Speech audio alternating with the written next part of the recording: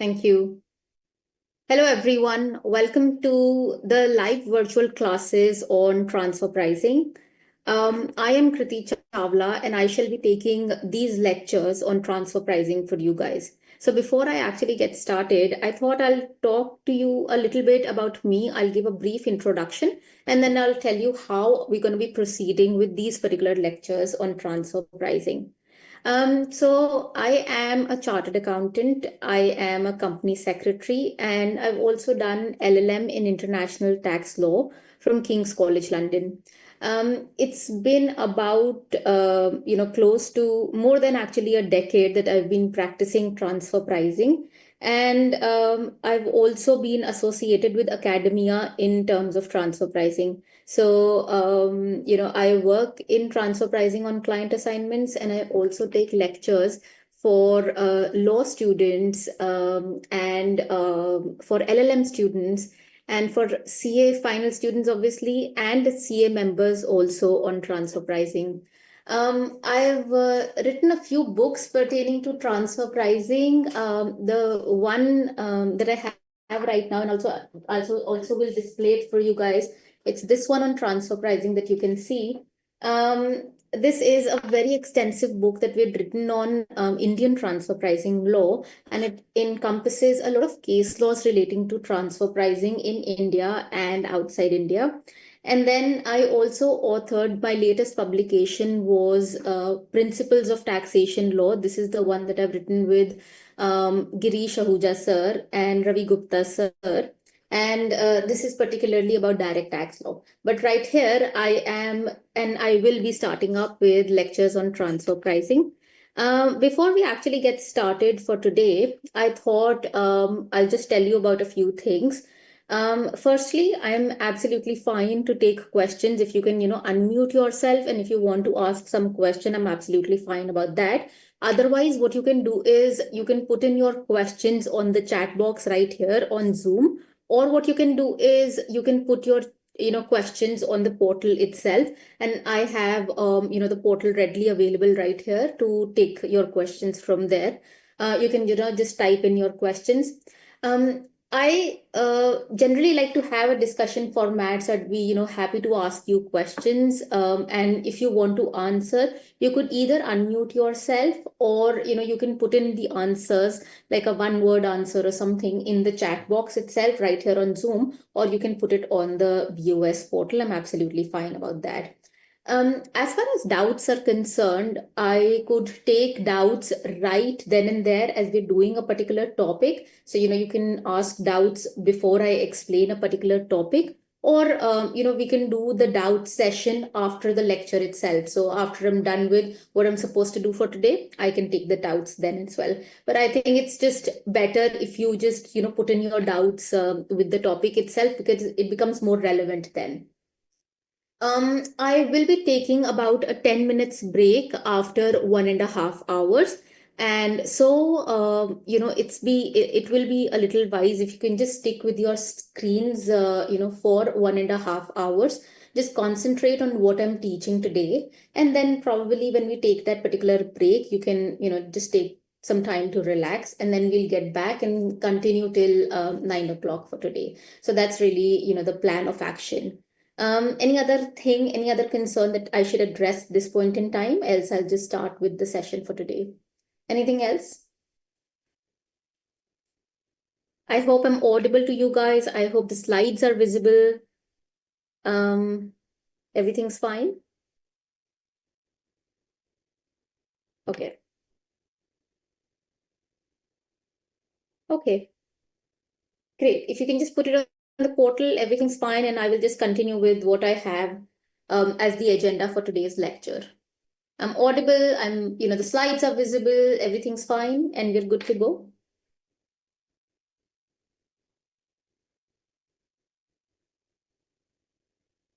Okay, great.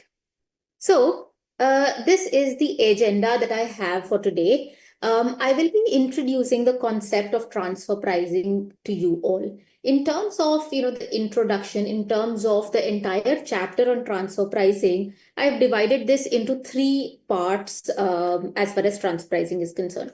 The first one is going to be on introduction and the concepts relating to transfer pricing. Now, this particular lecture and this particular presentation is very important because this is where I will be talking about what exactly is transfer pricing. What exactly are these things called as associated enterprises, or some other terms like what are international transactions. Now, this is going to be forming the basis of our lecture going forward. And if you concentrate today, if you have the basics cleared today, I can tell you that it's going to be a very smooth journey going forward as far as transfer pricing is concerned. So now the introduction and the concepts is what I will be introducing today. After this, the next lecture, we will be talking about the methods to compute something called as arm's length price. Now, in transfer pricing, we have these 6 methods that are available in India, and we shall be concentrating on these 6 methods so as to compute something called as arm's length price. I haven't introduced this term called arm's length price, so just give me some time, and then I will talk about this in a lot of detail. After that, we will also be discussing something called as benchmarking analysis. So, this entire process practically to find out comparable companies, that is what is called as benchmarking analysis. We shall be concentrating on that also in the next lecture.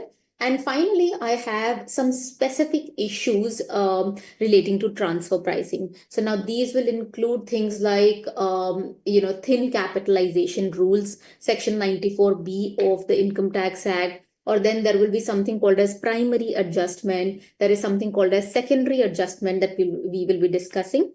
And finally, we will move into concepts like dispute resolution. So, you might have heard about things called as safe harbor rules, advanced pricing mechanisms, APAs, advanced pricing agreements.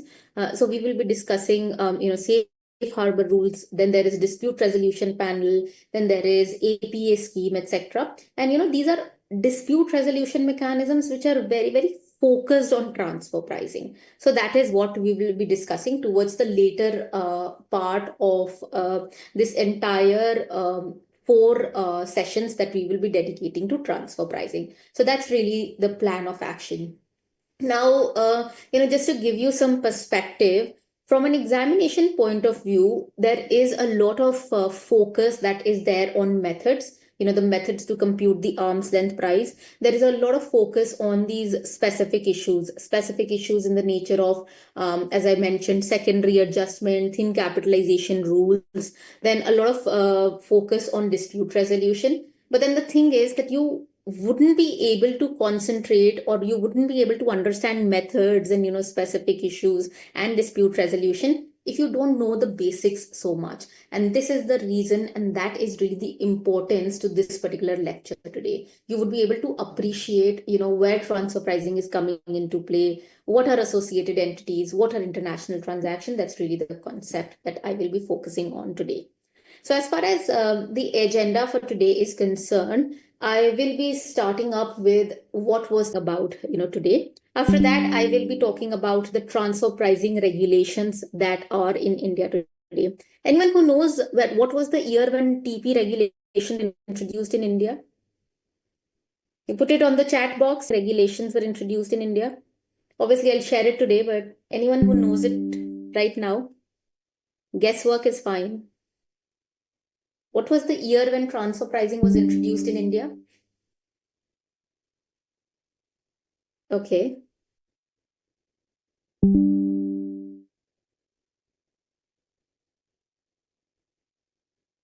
Okay, the year transfer pricing was introduced in India was actually 2001. The year 2001 was when it was actually introduced in India.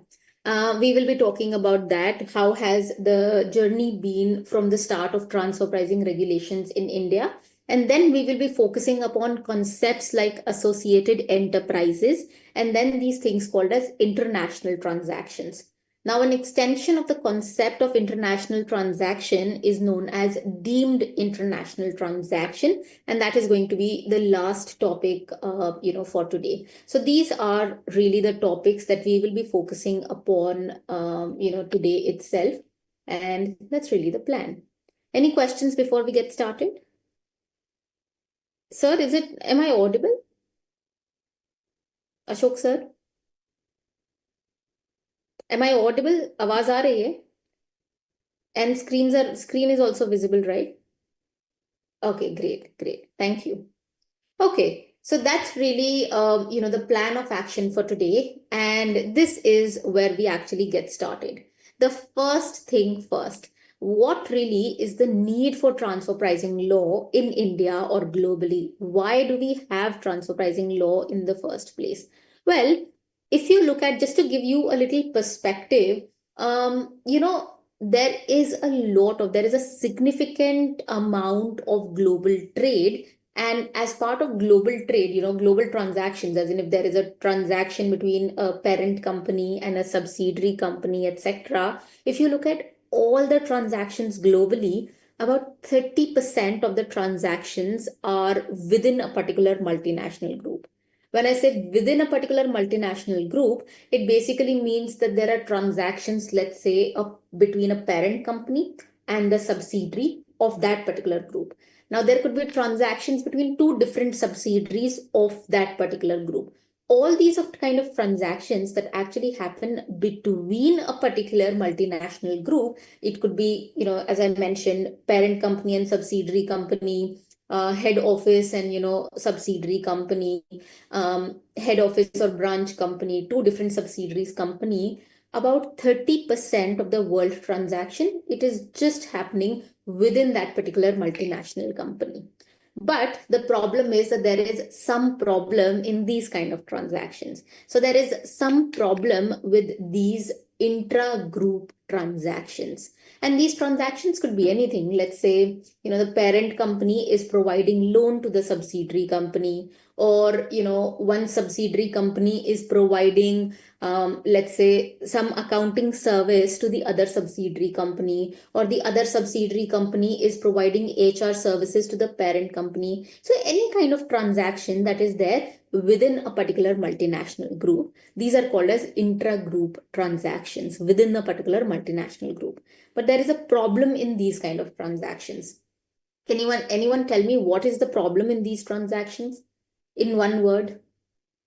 Or underpricing or overpricing kind of. yes, that's absolutely correct. There could be underpricing, there could be overpricing. In other words, there could be manipulation of prices, in these kind of transactions. And why would they manipulate the prices? To increase the profit or overstate, understate the profit of less taxable country. Exactly. I think the entire reason why they would do that is actually less taxability. They would want to always have the profit lesser, so that the tax that they're actually paying is, the lesser out there. So what I've done is, in this particular slide, I've really written the problem that is there. I'll just explain what this slide says. This slide says that, if there are transactions between independent parties, or there are transactions, let's say, between unrelated parties, or parties that are not related to each other, these parties actually transact at something called as open market price. Open market price basically means that there is always demand and supply in that particular, market, and that's how they determine the price. Let's say, I'll give you an example. The seller would always want to sell at the maximum price possible, and the buyer would always want to purchase something at the lowest price possible. This is how we also transact with unrelated parties. This is the reason when the seller always try to charge extra and the buyer always tries to make sure that they purchase at the minimum cost, this negotiation and this particular interaction between unrelated parties, they come to something called as an open market price. But the problem is that when related parties, they transact between themselves, or related parties in transfer pricing terminology are also called as associated enterprises. When these associated enterprises or these related parties, when they transact between themselves, they do not transact necessarily at an open market price. So what do they transact at? Well, they transact at, let's say, a price which is different from open market conditions. It could be like a mix, a little bit of group driven, factors, a little bit of open market price, and it is also influenced by the relationship that exists between them. So, if there is a transaction between, let's say, a parent company and the subsidiary belonging to one group itself, the parent company would tell them that, listen, let's not transact at an open market price. We'll transact at some price which is at our whims and fancies. We'll transact at a price which is not governed by open market forces, but it's serving us a common manipulation, or it's serving us some common interest, etc.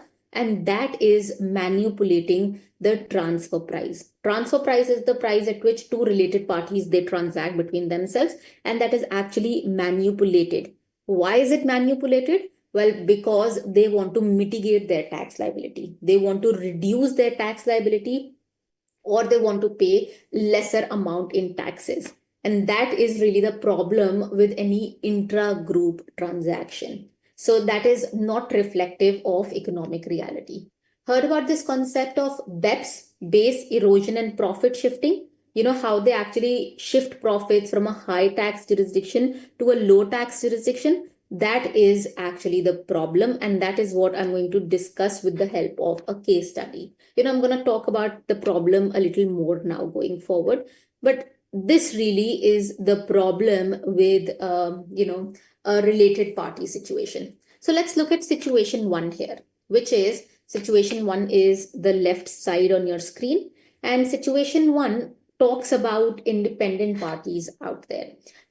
Sorry, when I say independent parties out there, that means that these two parties that are transacting are not related to each other. So let's say that there is a company in India, and this company in India is actually, a manufacturing company. It is, let's say, manufacturing pens, and it is manufacturing and selling these pens to an overseas company out there. Let's say that, the cost of manufacturing for the Indian company is 60. They sell the one pen for 120, and the kind of profit that they're making in India is 60 rupees. Now, the tax rate in India, let's presume, is 30%. So the tax that they are paying in India is 18 rupees out there. And so the burden of the Indian company is going to be 18 rupees. Now, let's say that the same transaction, everything is the same. Now, this is happening between related parties. So now, when this particular Indian company is actually related to the overseas subsidiary, so there is a parent company in India and it's related to the overseas subsidiary. Everything remains constant. So if this is an Indian company manufacturing, this is a manufacturer in India itself. If this is, let's say, a company in USA, this is also a company in USA. If this was a situation that was actually manufacturing and selling pens, this is also a situation where they are manufacturing and selling pens. And there is a reason why I'm saying that everything is similar. The jurisdiction is the same, the commodity is the same, etc. I'll explain that later. But right now, what I'm really trying to say is that everything is the same. And this is the reason that the cost of manufacturing is also the same, which is 60 rupees. So the cost of manufacturing for the parent company in India is 60 rupees. But the only thing is that this parent company is related to the overseas subsidiary. Now, this is the reason open market price for this particular pen is 120 rupees. But because this company and this company are related to each other, they decide and they manipulate the prices and they fix the prices at sale price at 80 rupees. They say that, we don't want to transact at an open market price. We'd like to transact at a price which is driven by our relationship, which is driven by our group factors, etc. And this is the reason they randomly decide to transact at 80 rupees. Right now, I don't have, like a logical reasoning to why they transacted at 80 rupees. Well, they feel that when they transact at 80 rupees, it's going to reduce their profits down. So this is the reason they transact at 80 rupees and the profit comes down to 20. Now, tax at the rate of 30% in India makes it 6 rupees. So now this is basically called as tax avoidance or tax mitigation. They transacted at a price which was not the open market price, and by doing that, they were able to bring down their tax burden from 18 rupees to 6 rupees. This, to plug this particular problem, transfer pricing came into play. Do you think this is tax evasion or do you think this is tax avoidance? Okay. Is this tax evasion or is this tax avoidance? Any perception, any perspective to share?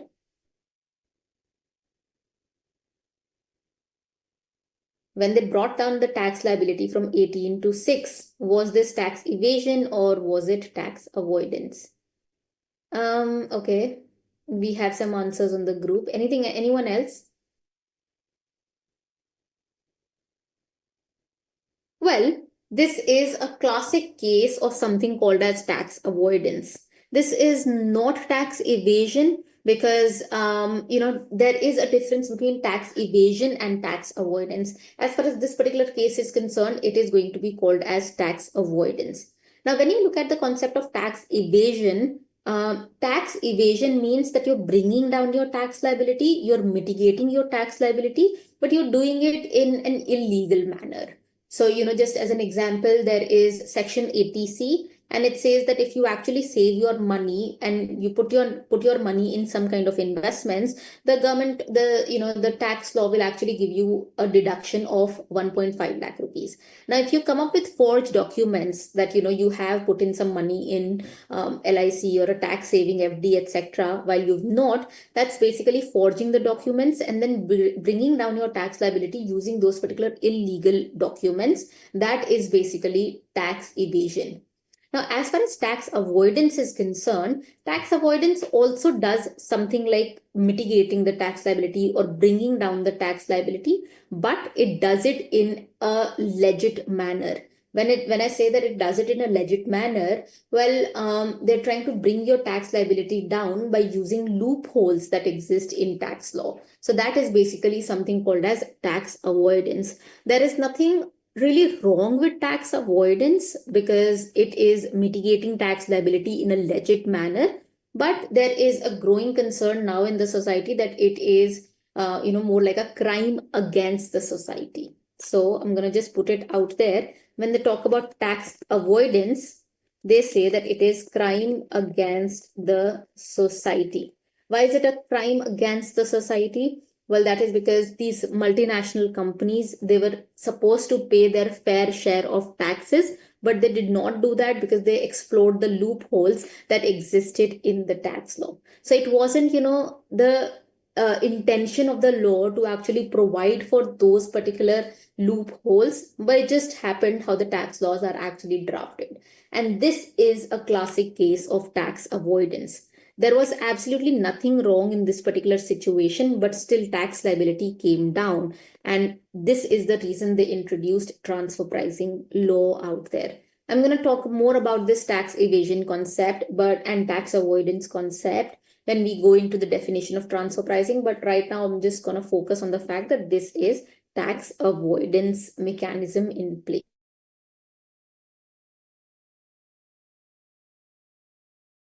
Perspective, what if we also look at the overseas companies perspective? So in the next slide, I'm going to give you a two company perspective to to this particular problem.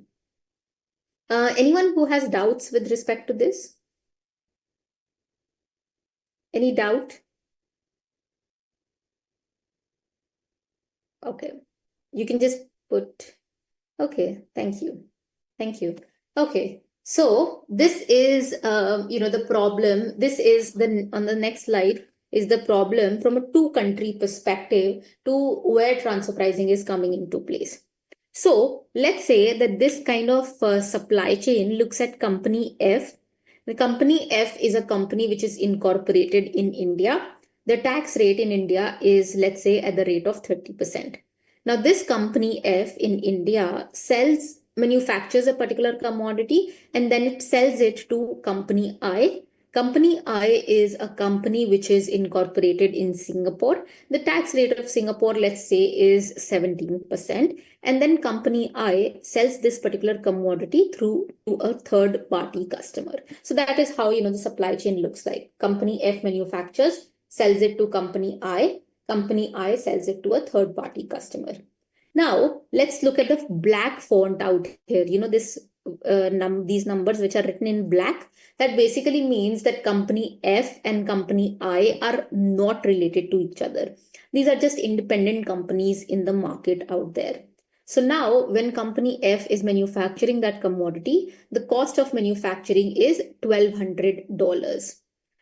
Now, company F decides to sell it to company I at $1,400. So the sale of the commodity is at $1,400.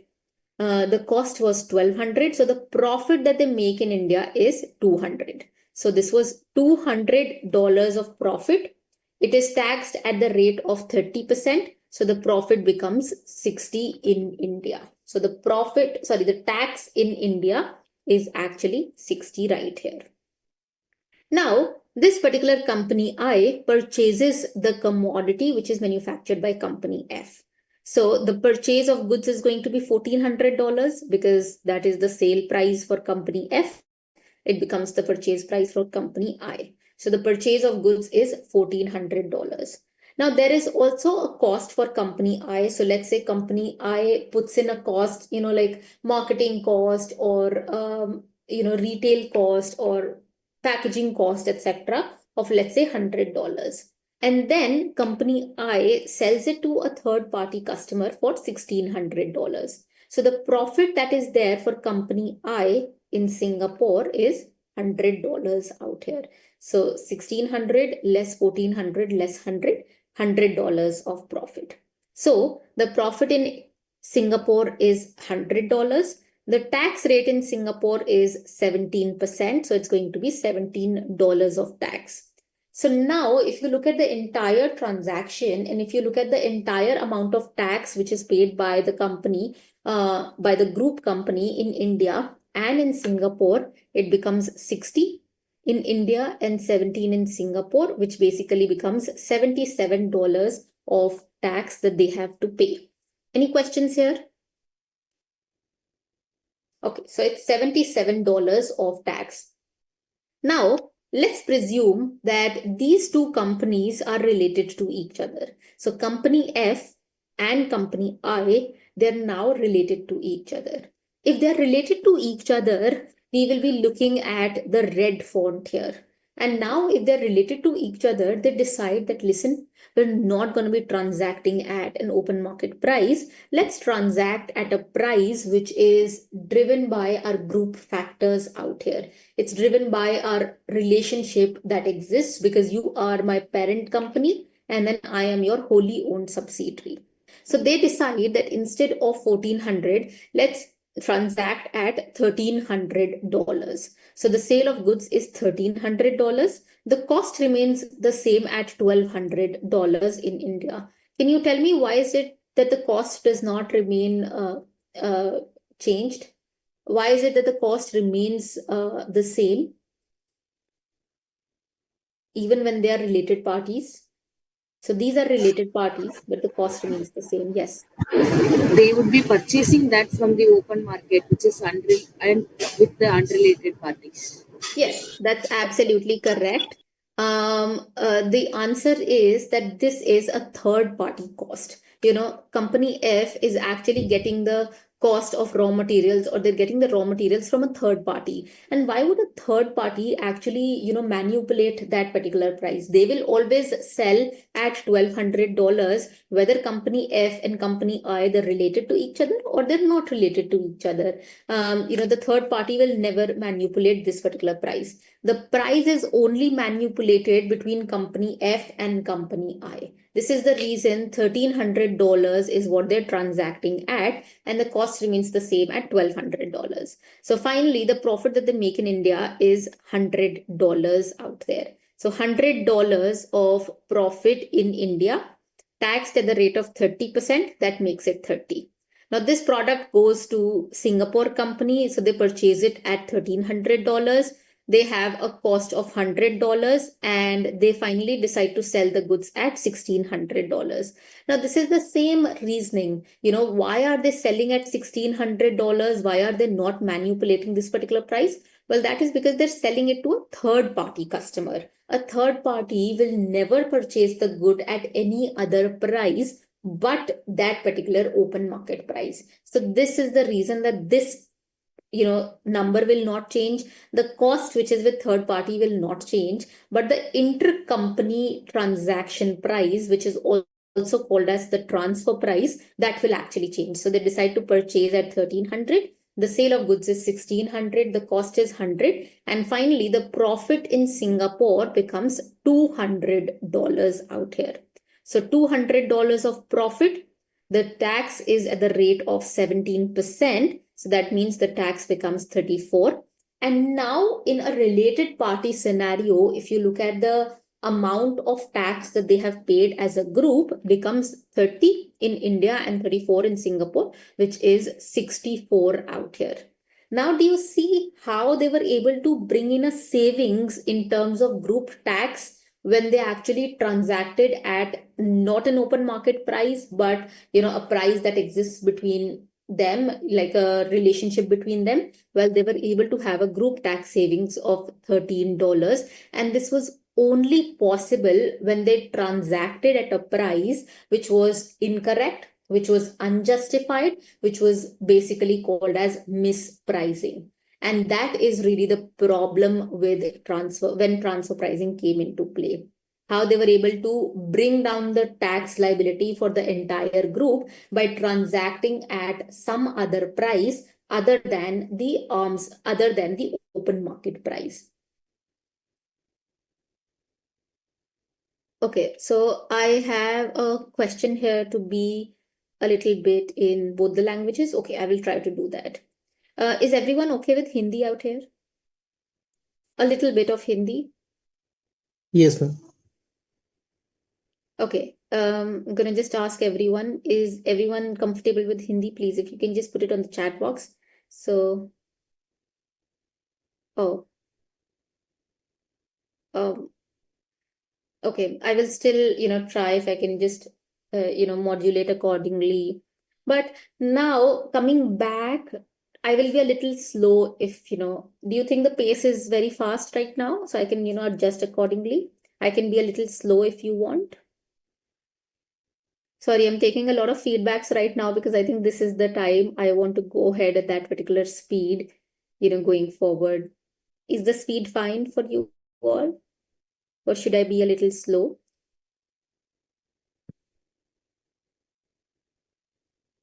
Okay, great.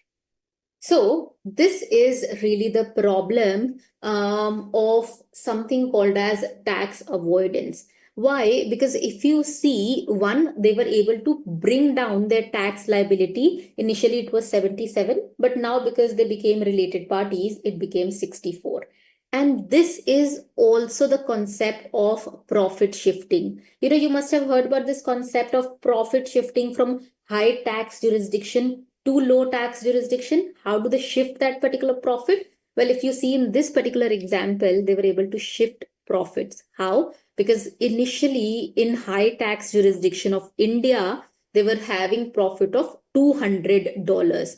But this is how they shifted $100 from India to Singapore, which is a low tax jurisdiction. So they shifted this $100 of profit from India to Singapore. Singapore now has 200, while 200 was with India previously. So by becoming related parties, they were also able to shift their profits from a high tax jurisdiction like India to a low tax jurisdiction like Singapore. And this is really why transfer pricing came into play. Because one, they were not paying their fair share of taxes. And second, they were able to shift profits from high tax jurisdiction to low tax jurisdiction. And that is why transfer pricing came into play. And this is a classic example of shifting profits of high tax jurisdiction to low tax, jurisdiction. Any questions with this particular case study? Do you see how profits were shifted? I hope that's clear. Yes, ma'am. Okay. Thank you so much. Thank you. So yes, this is how they were shifting profits, and obviously something was to be done. Now, this is a kind of scenario where you cannot really put this particular multinational company behind the bars.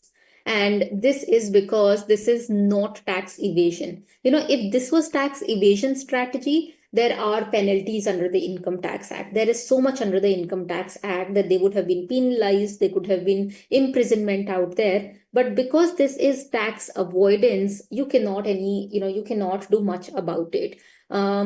This is just a loophole that probably existed, and they wanted to cater to this particular loophole. They wanted to do something that this loophole does not come into play. And this is the reason there is something called as transfer pricing now. So this is the reason they came up with something called as transfer pricing. Now, the question is, what exactly is transfer pricing? Well, transfer pricing is an anti-avoidance law. When I say anti-tax avoidance law, well, it basically means that there was tax avoidance which was happening. So just to plug in that particular loophole, just to make sure that tax avoidance does not happen, they came up with transfer pricing. And this is the reason transfer pricing is called as anti-tax avoidance law. It's also called as anti-avoidance law out there. So, at this point, I'd just like to mention transfer pricing is not, like a tax as such. It's not like equalization levy at the rate of, let's say, 2%, or equalization levy at the rate of 6%, or, in India, we have corporate tax at the rate of 20% or 25%, or long-term capital gain at the rate of, 15% or 10% or whatever it is. It's not really like a percentage tax, but it's more like a law. And what does this law really do? Well, this law will now prescribe what is the price at which related parties should transact between themselves. So, meaning to say that, this was the related party scenario where they said that we will transact at 80 rupees. Now, this is where this situation is where transfer pricing will come into play. And in this situation, transfer pricing law will tell them that, listen, you should not transact at 80 rupees. You should transact at some other price out there. I'm not saying which price. I can't say that right now, but this is where transfer pricing will actually come into play. And this is where transfer pricing law will tell them that you should not transact at 80 rupees. Where are you getting 80 rupees of figure? You should not transact at 80 rupees. You should transact at some other price. That is transfer pricing. What is the meaning of the term transfer price? Transfer price is the price at which two related parties, they transact between themselves. The price at which these parties will transact, that is called as transfer price. So 80 rupees is called as transfer price. But whether it is correct or not, that is another story, altogether. So this is where transfer pricing regulations were, brought in so as to tell them that you should not shift your profits, etc. This is the definition of transfer pricing, which is coming from the UN Practical Manual on Transfer Pricing for Developing Countries. I'll just tell you more about the UN, guidelines on transfer pricing, but this is really the definition. So let's take a minute and read through the definition. It says, transfer pricing is the general term for the pricing of cross-border intra-firm transactions between related parties. So there are so many things that we will talk about here. First, it has to be cross-border. What is cross-border? Well, if there is international transaction. This was cross-border because this was in India, this was in USA. So yes, it is cross-border. Second, it has to be intra-firm transaction, as in a transaction within a particular group itself. So in this situation, this was the parent company and this was the subsidiary. So it's part of one group. So this is an intra-firm transaction. And third, it is between related parties out there. So this has to be between related parties. In situation 2, they were related to each other, this party and this party. Hence, this is where transfer pricing will be applicable, because one, this is cross-border.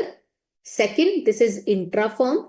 And third, this is between related parties. So transfer pricing situation will come here. And what is transfer pricing? It is the pricing of this transaction. So what is the price at which this transaction should happen? It should not be 80. What is the price?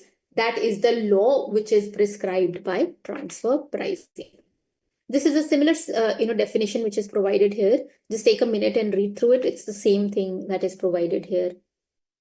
So that is basically transfer pricing. It is the law to prescribe what is the price at which related party transaction should happen.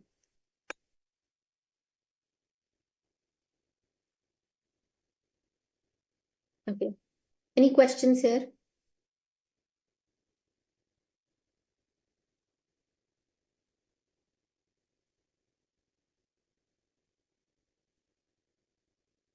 Okay.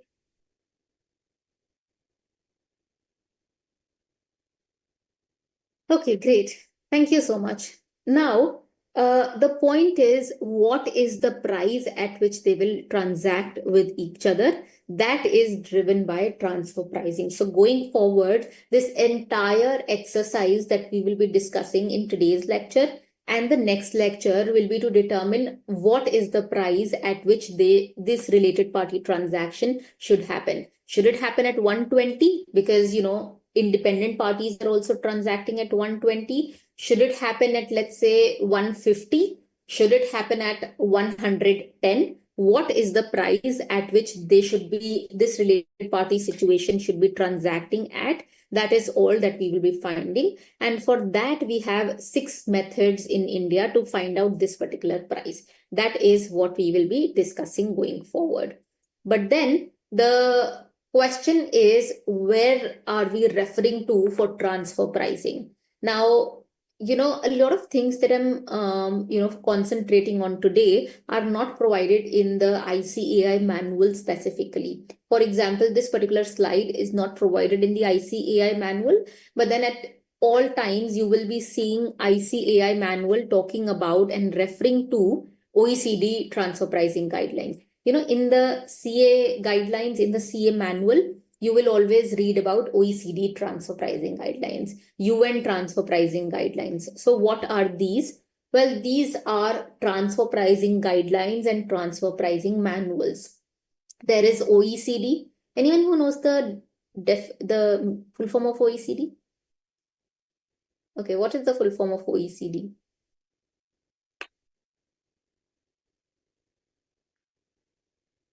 Organization of Economic Cooperation and Development. Yes, that's absolutely correct. And it's very important to know the full form of OECD. Well, Organization for Economic Cooperation and Development. So OECD has given their transfer pricing guidelines that, if transfer pricing is applicable, this is the guidelines that you should be relying upon. Now, this particular guidelines is generally relied upon by developed countries. And apart from this, there is also the UN practical manual on transfer pricing. So, similar guidelines which are given by the United Nations also. That is actually this one. And this one is more for developing nations. So, India follows UN transfer pricing manual as well. Unless obviously India has its own section 92, which is about transfer pricing in India. That's different, but it relies on UN practical manual on transfer pricing also. So a lot of places you will see, in the CA manual, sometimes it talks about OECD manual, sometimes it talks about UN transfer pricing manual. It's the same thing. They're mostly similar to each other. They're just very, very, minor differences between OECD and UN guidelines on transfer pricing. This has more examples, the UN one. Then UN one, in terms of the mechanism, in terms of the methods, in terms of what is transfer pricing for everything is the same in both the manuals, so you can rely on whichever manual that you want to, but it's just you can just stick to the CA guidelines, for now, the chapter in the CA manual, that is what you can be relying upon. But for transfer pricing purposes, you would see that the definition of transfer pricing is coming from the UN manual, etc. That is what they will be also relying upon, so you can just rely upon whichever. You don't have to read really through extensively through the OECD, the UN manual. It's fine, you can just read through the CA guidelines and the chapter for that, or you can rely upon these particular slides for that. But I just wanted to tell you that there are two manuals out there for transfer pricing purposes. Now I will be talking about some key terms that are used in transfer pricing. Now this is important because these terms will not be defined otherwise.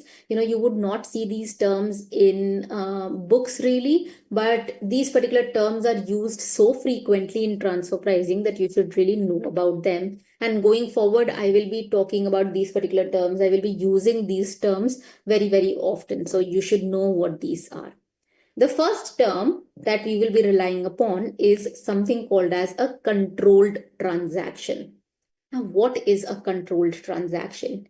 Well, very, very simply put, if there is a transaction which is happening between related parties, we'll call it controlled transaction.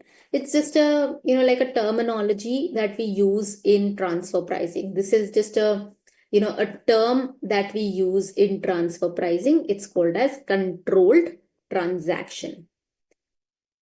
If you look here, this was the transaction between related parties, and this transaction is called as controlled transaction. So this is going to be called as controlled transaction. Can you guess why is it called controlled transaction?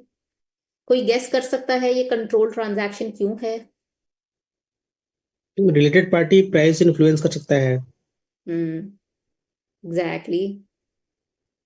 Exactly. Answers यही है. So that is because the price is actually controlled by the related parties. It basically means that the price is influenced or it is controlled by the related parties. This is the reason this is called as controlled transaction. So if you see, situation 2 is also called as controlled transaction. Now, controlled transaction can be anything. If you look at, the examples out here, sale of goods or services between related parties. So, agar ek party, if one party sells goods or services to another party, and they're related to each other, this becomes a controlled transaction. Now, it could also happen that, there is an intangible asset.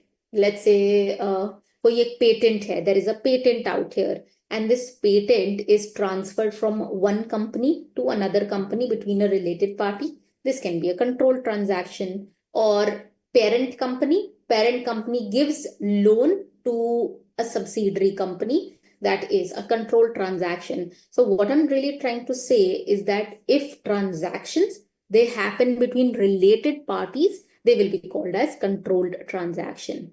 And you might be wondering, why is she talking about such small silly things right here, such small things? That is because we will be using this terminology controlled transaction very, very often going forward. This is the reason I want you to become very comfortable with calling related party transaction as controlled transaction. Then there is another term which is called as uncontrolled transaction.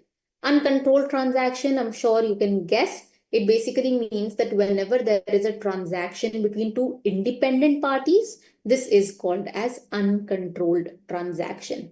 Why uncontrolled transaction? Because one party cannot influence the other party. It is uncontrolled. One party cannot control the other party, and then there is no relationship between these particular parties. So whenever there is a transaction that happens between unrelated parties or independent parties, we will call it uncontrolled transaction. So if you go back to this problem, this situation 1, because this transaction happened between independent parties, This was called as uncontrolled transaction. So now this is what you have to remember: controlled transaction, related parties; uncontrolled transactions, unrelated parties. Now, when do you have transfer pricing applicable in India or globally? Well, transfer pricing will be applicable when there will be a transfer, when there is a transaction between related parties. Related parties, we call them associated entities. And second, when this is an international transaction. So transfer pricing will be applicable here because this is a transaction between associated entities, and this is also an international transaction, that there is a transaction in India and it's happening with a USA company out there. So this is where transfer pricing will be applicable. And what will happen if transfer pricing will be applicable?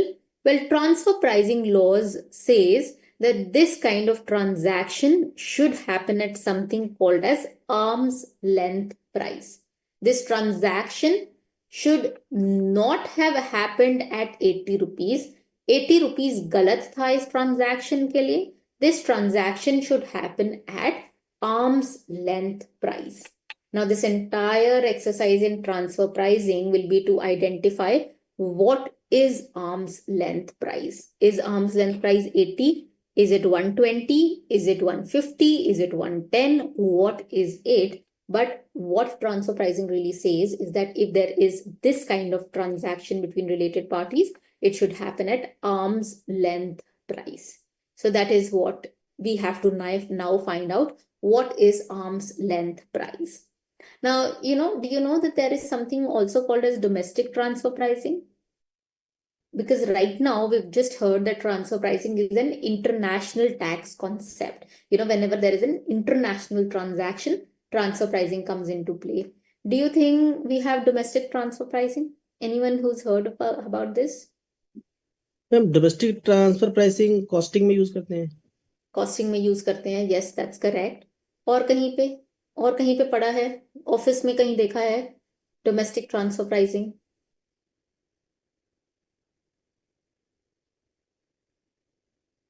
So, okay. So, there are so many countries around the world, they all have international transfer pricing. But, in India, they also have a concept of domestic transfer pricing. This concept, which is domestic transfer pricing, isko bolte hain, this is called specified domestic transactions. It's called SDTs. And there is a section 92, that 92BA, which talks about SDTs, which is domestic transfer pricing. We will be discussing this in a lot of detail, and I will be giving you a lot of examples going forward. But right now, I will just tell you that in India, if you have a tax holiday unit, on that we have specified domestic transactions. On that we have transfer pricing applicable domestically also. So if you have a unit in India which is claiming tax exemption, it's a tax holiday unit, on them domestic transfer pricing will also be applicable. We'll talk about this later, but right now you just have to know that this is an international tax concept. And if there is a transaction between associated enterprises and ये एक international transaction है, then it will happen at something called as arm's length price. So now, any questions here? कोई questions हैं इधर अभी किसी को? No. Okay, thank you. So now the question is, what is arm's length price? Arm's length price होता क्या है? Well, arm's length price, very, very simply put, it means that is there an independent party that you can look at? Are they also in comparable situation? What is the price that they are transacting at? I'll say that again. So, what is the price at which independent parties are transacting at? That will be called as arm's length price. Meaning to say, either in this particular case study, we know that 80 is not the arm's length price. But then what is the arm's length price? Well, the law says, do you have an independent party situation? I say, yes, I know independent party situation is right here. Then law asks me, are they also in comparable circumstance? When they say comparable circumstance, it asks me, are they also, transacting in the same commodity? I say, yes, this is also doing pens. This is also manufacturing pens. Then it asks me, are they also in the same location? I say, yes, this is India and USA. This is also India and USA. Then the law says that whatever is the price at which independent parties are transacting at, जो भी price है जिसके ऊपर independent parties transact कर रही हैं, that will be the arm's length price. So what do you think the arm's length price is here? What do you think should be the arm's length price? 120. Yes, that's absolutely correct. Yes, that's correct. So I tell them that, listen, there are independent parties, they are transacting at 120. So they say that, yes, that is the arm's length price. But before I actually say 120, there are a lot of things that I need to compare. They have to be exactly the same, and we'll talk about that in detail going forward. But that is basically the arm's length price. So arm's length price basically means a price which is applied or it is proposed to be applied in a transaction between persons other than associated enterprises in uncontrolled conditions. I know this is very confusing, but it basically means transaction other than associated enterprises. That means transactions between independent enterprises in uncontrolled conditions. Remember, uncontrolled, I just mentioned uncontrolled. Uncontrolled means independent party situation. So they're saying whatever is the price which is applied in uncontrolled conditions, that is basically in uncontrolled transactions, as in independent transactions, that is going to be called as the arm's length price. That is what is coming from, the situation right here. So two things that you have to make sure. One, you're looking at an independent party situation. What is the price at which independent parties are transacting? And second, you have to look at comparable situations. It should be comparable. It should not be that this, independent party is is manufacturing pencils and this is manufacturing pens. Do you think you can compare pens manufacturing to pencil manufacturing? Obviously, you can't, because the price will change dramatically. Price for a pencil is different, price for a pen is different, and you cannot compare, the two right there. That is the reason they say comparable situations. In comparable situations, which is in uncontrolled conditions, that is basically called as the arm's length price. Any questions here?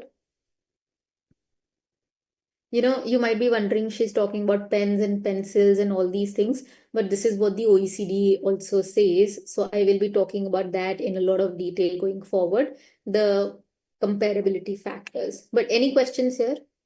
What is arm's length price? No. Thank you. So now the question is, where is arm's length price coming from? Is there a principle out here? Yes, there is a principle from which arm's length price is coming, and that is called as the arm's length principle. It's just like a standard used in transfer pricing, in the sense that there is international consensus on transfer pricing. When I say international consensus, it basically means that if you go to, let's say, UK, United Kingdom, they will also, if they have transfer pricing, they will be also following arm's length principle. So they will also say that, if there is a related party situation, you should transact at arm's length price. Now, if you go to Dubai, they will also use arm's length principle. If you go to somewhere in Europe, they will also use the arm's length principle. If you go to South Africa, they will also be using the arm's length principle. What I'm trying to say is that there is international consensus on transfer pricing. Anyone who has transfer pricing law in their country, they will all be using something called as arm's length principle. meaning to say that they will all make sure that a related party transaction, it happens at arm's length price. That is what is meant by the arm's length principle. Now the question is, where is the arm's length principle coming from? Well, it's coming from Article 9 of the OECD Model Tax Convention. If you read through Article 9 of the OECD Model Taxation Convention, which is called as Associated Enterprises, that is where arm's length principle is coming from. Just take a minute to read through this. Take 2 minutes, please read this, and I'll explain this. Can anyone tell me what it means?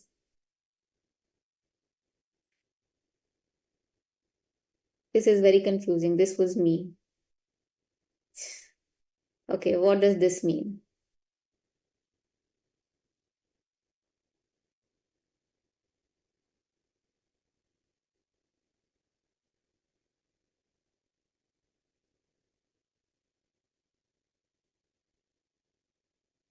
Okay, can anyone explain this?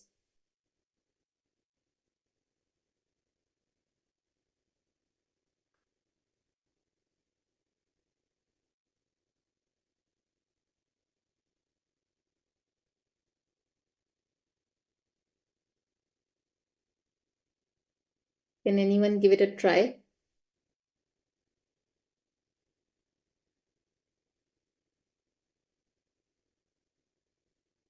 Okay, so it basically says that, where conditions are made or imposed between associated enterprises in their commercial or financial relations, which differ from those that would have been made between independent parties, then any profit that is accrued, but for those conditions have not so accrued, may be included in the profits of that enterprise and taxed accordingly. That's absolutely correct. There is an answer on the chat box, and it basically answers it correctly. It basically means that, when two independent parties are transacting, there are always some commercial or financial relations between them. When I say commercial or financial relations between them, it basically means that, if two independent parties are transacting, they will decide, what is the price of the good, what is the transfer condition, what if I is there a quantity discount, is there a cash discount, or what is the credit period for this particular transaction. They'll always decide between themselves, and that is happening between independent party situation. There are always these commercial relations between them. But the problem is that when associated enterprises, when they transact, these commercial and financial relations, they are not there. Either they're not there or they're very different. They will not rely on open market price. They will just decide, this is the price that we will transact at. So if this is the situation, and because of this, there is any change in profit, then we'll add back this profit and we'll tax them. Meaning to say, there were these commercial and financial relations here, and this is the reason they transacted at 120. Now, these commercial and financial relations were very, very different here between related parties. This is the reason that they transacted at 80 rupees. Is there any change in profit because of this? Yes, there is a change in profit. They transacted at 60 rupees. They transacted at 20 rupees. So if arm's length principle comes in this particular situation, they will add back profit in this particular situation. How much profit do you think will be added here? How much profit will be added here?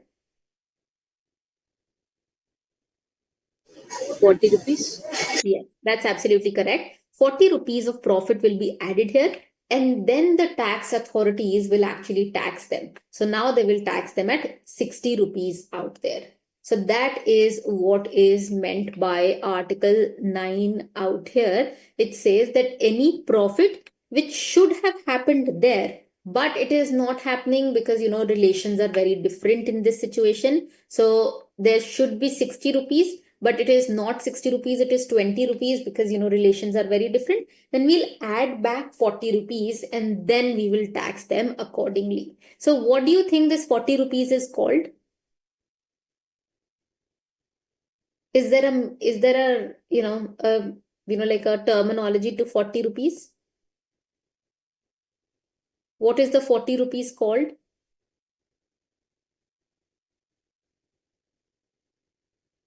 Well, this 40 rupees is called as transfer pricing adjustment. Have you heard about this term, TP adjustment? That is basically this particular 40 rupees. So 40 rupees is the transfer pricing adjustment right here, which is going to be levied on this particular case, 40 rupees of TP adjustment. We will be discussing this in a lot of detail going forward because this is called as primary adjustment also. So that is 40 rupees of TP adjustment. So this is what is coming from the arm's length principle. Now, this is a slide which I have taken from the CA manual, and this is actually talking about the significance of arm's length principle. How is arm's length principle, really helping us? The first point, it says that there is parity between multinational companies and independent companies, because now we have the arm's length principle. And the arm's length principle says that you should also transact, the multinational companies, if they transact within the group, they should also transact at the independent party, price. This is the reason there is parity. Parity, matlab, they will make sure that this is equal and this is also equal. Jo bhi independent party kar rahi hai, that is what related party should also do. Then they determine the real taxable profit. Can anyone tell me how is arm's length principle helping in determining real taxable profits?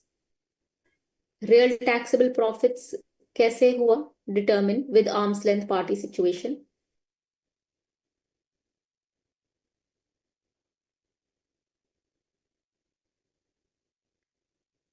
Okay.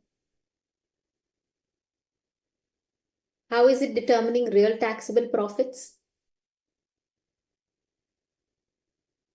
Because they are determining the fair price and which in turn arrive at the fair profit. Correct.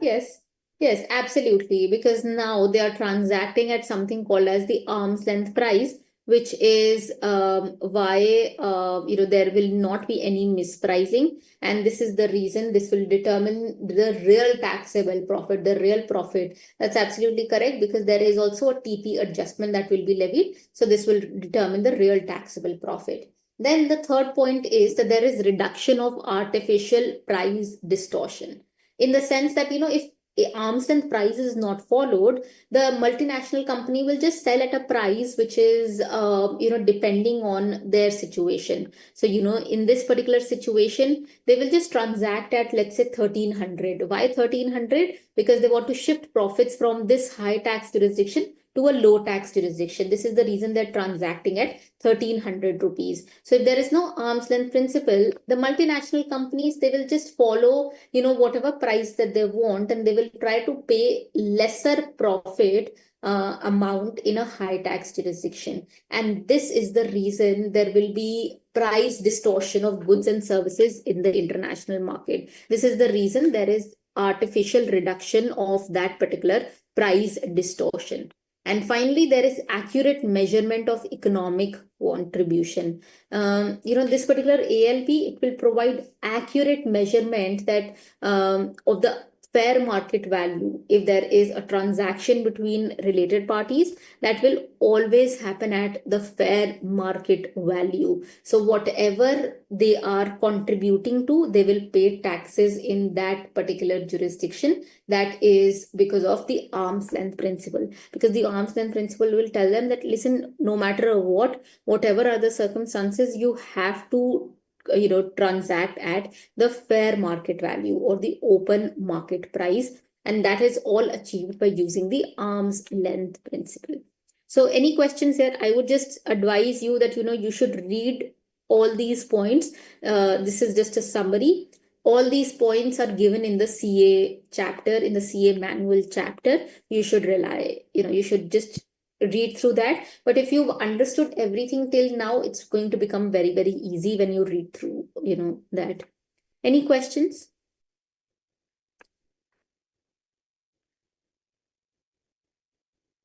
Okay. Okay, great. Hello, ma'am. Hanji, yes. Can you please explain something about a specified domestic transaction?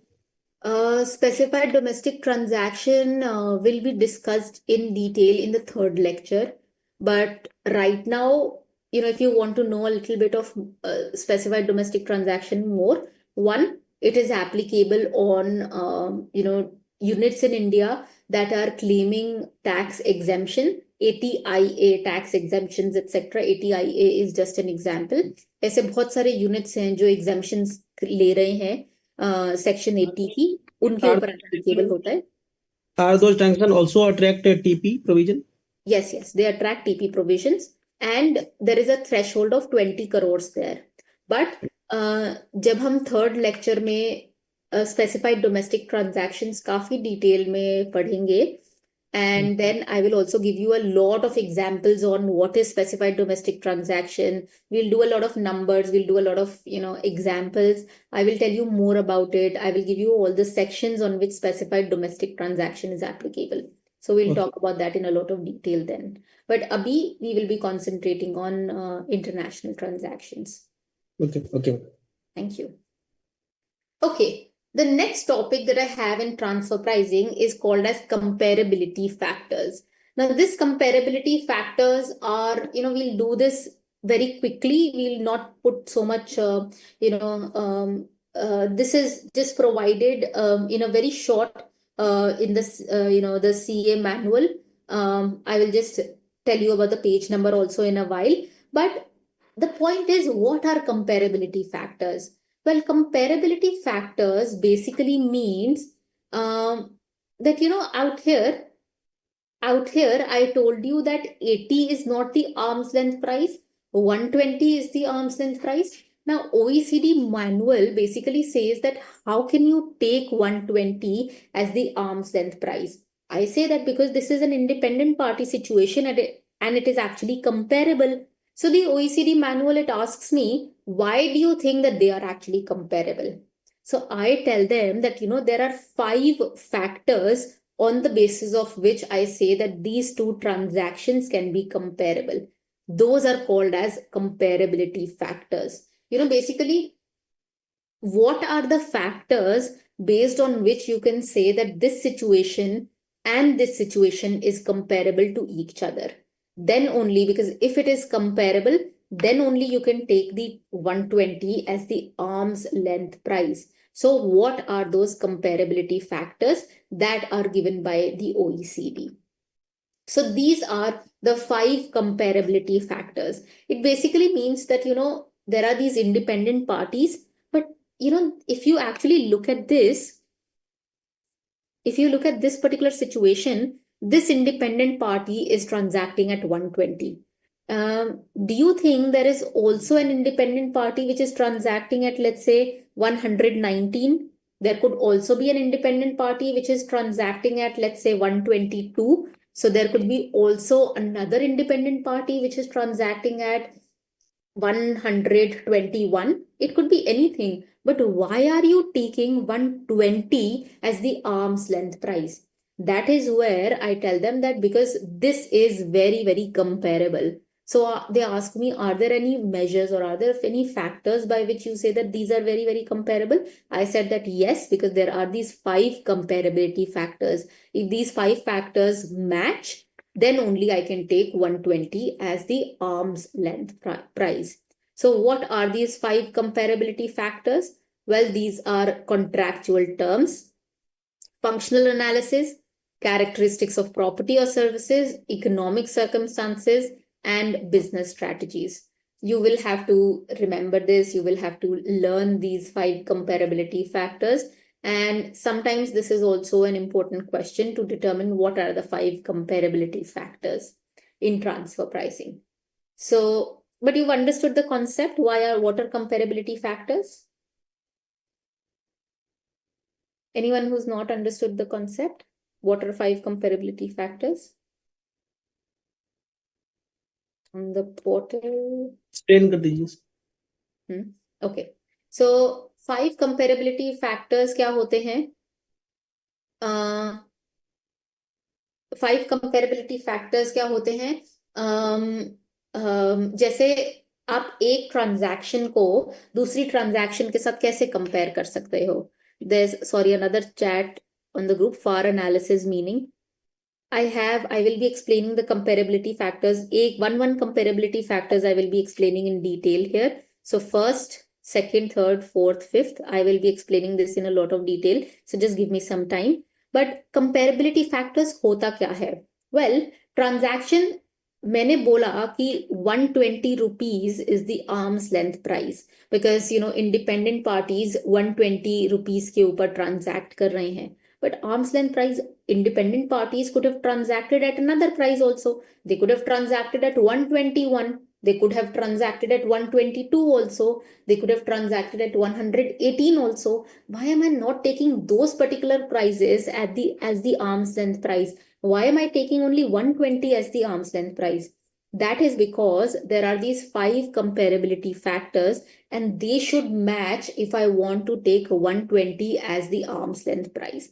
So वो 5 चीजें क्या हैं जिनको match होना चाहिए तभी आप 120 rupees arm's length price ले सकते हो. What are those 5 things that should match? Only then you can take 120 rupees as the arm's length price. What are those 5 factors? Well, these are those 5 factors. So we'll talk about the first one, which is characteristics of property or services. This basically means that if you are talking about, if as a related party, you are manufacturing pens, then you have to look at an independent party which are also manufacturing pens out there. Meaning to say that if in this situation, my related party is manufacturing pens, when in this situation also independent party will also be manufacturing pens. Do you think what will be the difference agar if this is manufacturing pens and this is manufacturing, let's say, pencils? What will be the difference? Do you think that will be a difference? Yes, there will be difference because both the products are not related. Okay. Yes, exactly. Target customer भी change होगा. Sorry? Target customer cost में भी effect पड़ेगा. Target customer, okay, cost में effect पड़ेगा. Yes, customers, that's absolutely correct. वो different होगा. एक pencil की cost and the cost of a pen will also be very, very different. So you cannot compare, related parties. If they are manufacturing pens, you have to make sure that independent parties are also manufacturing pens. It shouldn't be that, you take 120 rupees as the arm's length price, but they are manufacturing different products altogether. That Can is, really the problem. identical goods. This one. We can take identical goods for that. Absolutely. What you have to do is take identical goods as well. And that is meant by the first comparability factor. To that extent, transfer pricing is very, very specific. And they say that if this is a ball pen, then this also has to be a ball pen. If this is an ink pen, this will also has to be an ink pen. There has to be very, very strict comparability between these two transactions because, halka sa, even like a little bit of price difference will also be there between a ball pen and an ink pen also. So the product has to be identical. The product has to be the same out there in that sense. That is the first comparability factor. If you want to compare and if you want to take the independent party price as your arm's length price, make sure that the product is the same.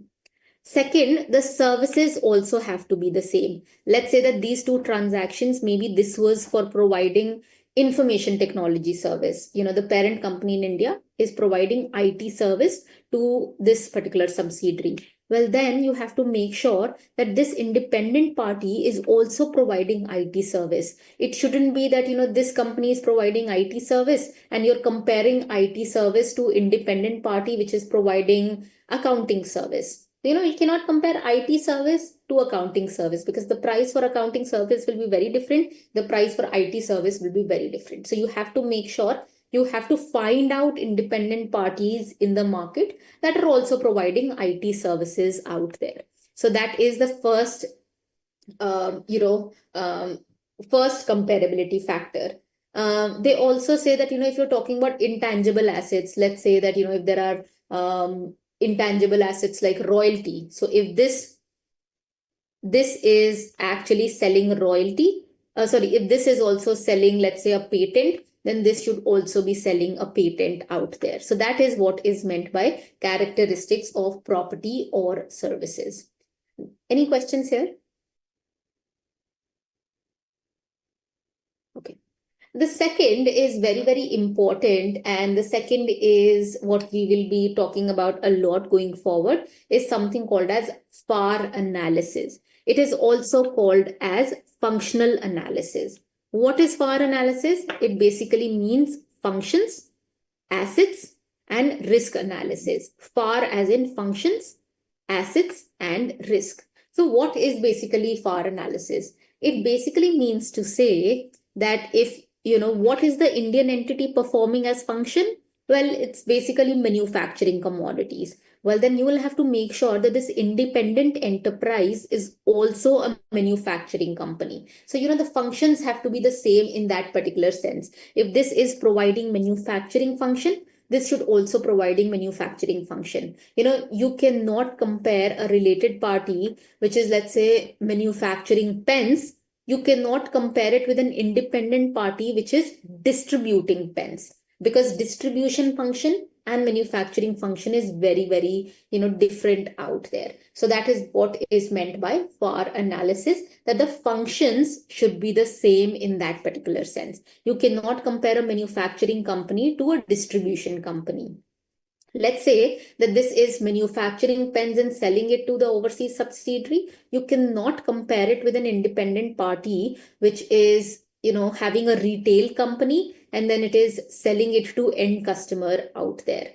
Do you think that will have a price difference?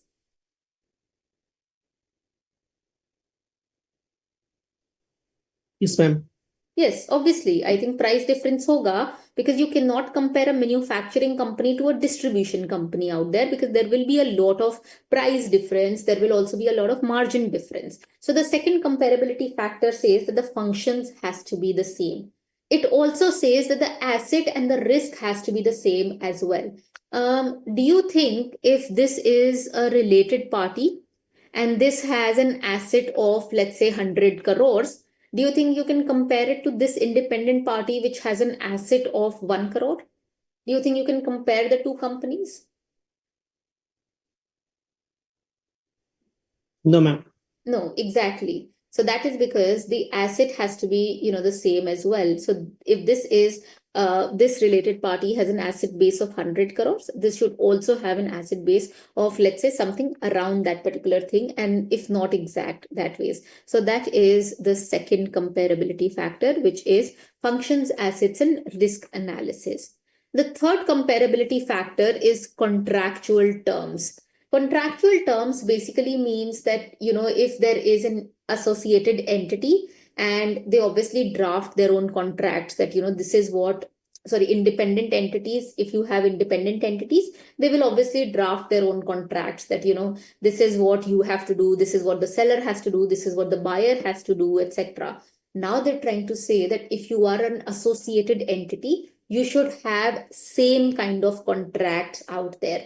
Your contract should also say that this is what the parent company will do. This is also what the subsidiary will do. Your contract will also say what is the sales volume, what is the purchase volume, is there any warranty which is provided, is there any delivery term, what is the credit term, etc. And all should be same like independent party, out there. Now, a lot of times, whatever is written in the contract for independent party, they will obviously follow it. But a lot of times, associated enterprises, they write it in the contract, but they don't follow it. So you'll have to make sure that associated entities also follow it accordingly. So that is contractual terms. Any questions? कोई किसी के पास question है? Contractual terms. Contract clause में हम same होने चाहिए. Contract clause Contract same होना चाहिए. same होना Exactly.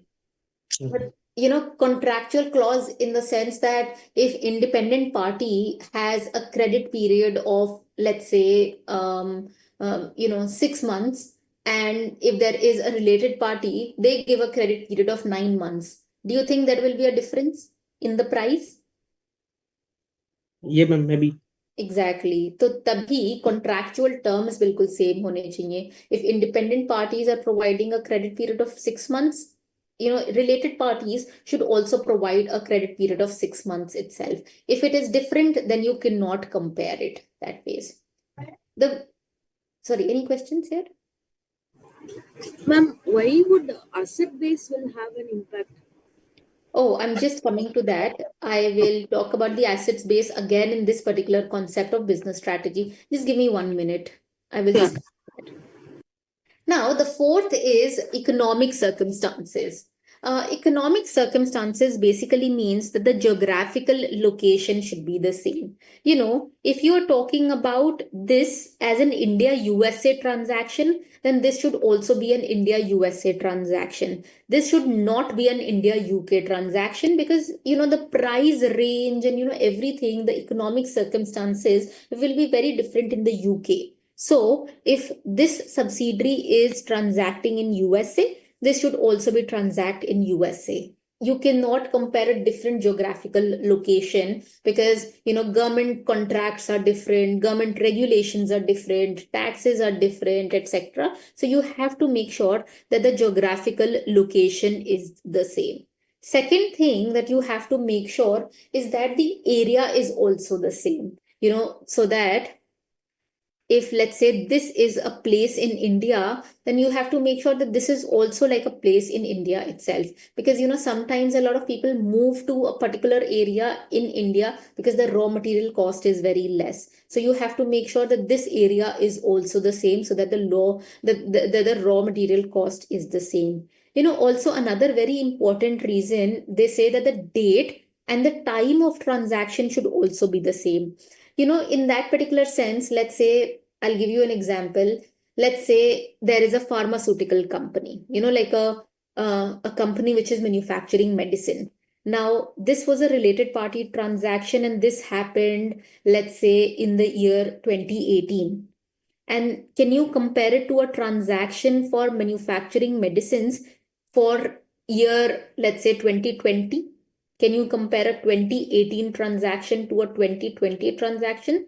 No, you cannot compare it because there was something that COVID came in. So you cannot compare a transaction that happened pre-COVID to the transaction that happened post-COVID. And especially, for pharmaceutical industry, because the cost of medicine became here and there around COVID. So you cannot compare a pre-COVID transaction to a post-COVID transaction. Similarly, there are so many crises here and there, financial crisis, the stock market changes that actually happen. And because of that, the price of a particular commodity also, changes in that particular sense. So what I'm really trying to say is that if this is a related party transaction that happened in, let's say, April of 2023, then it's only best to compare it to this transaction that happened in April of 2023.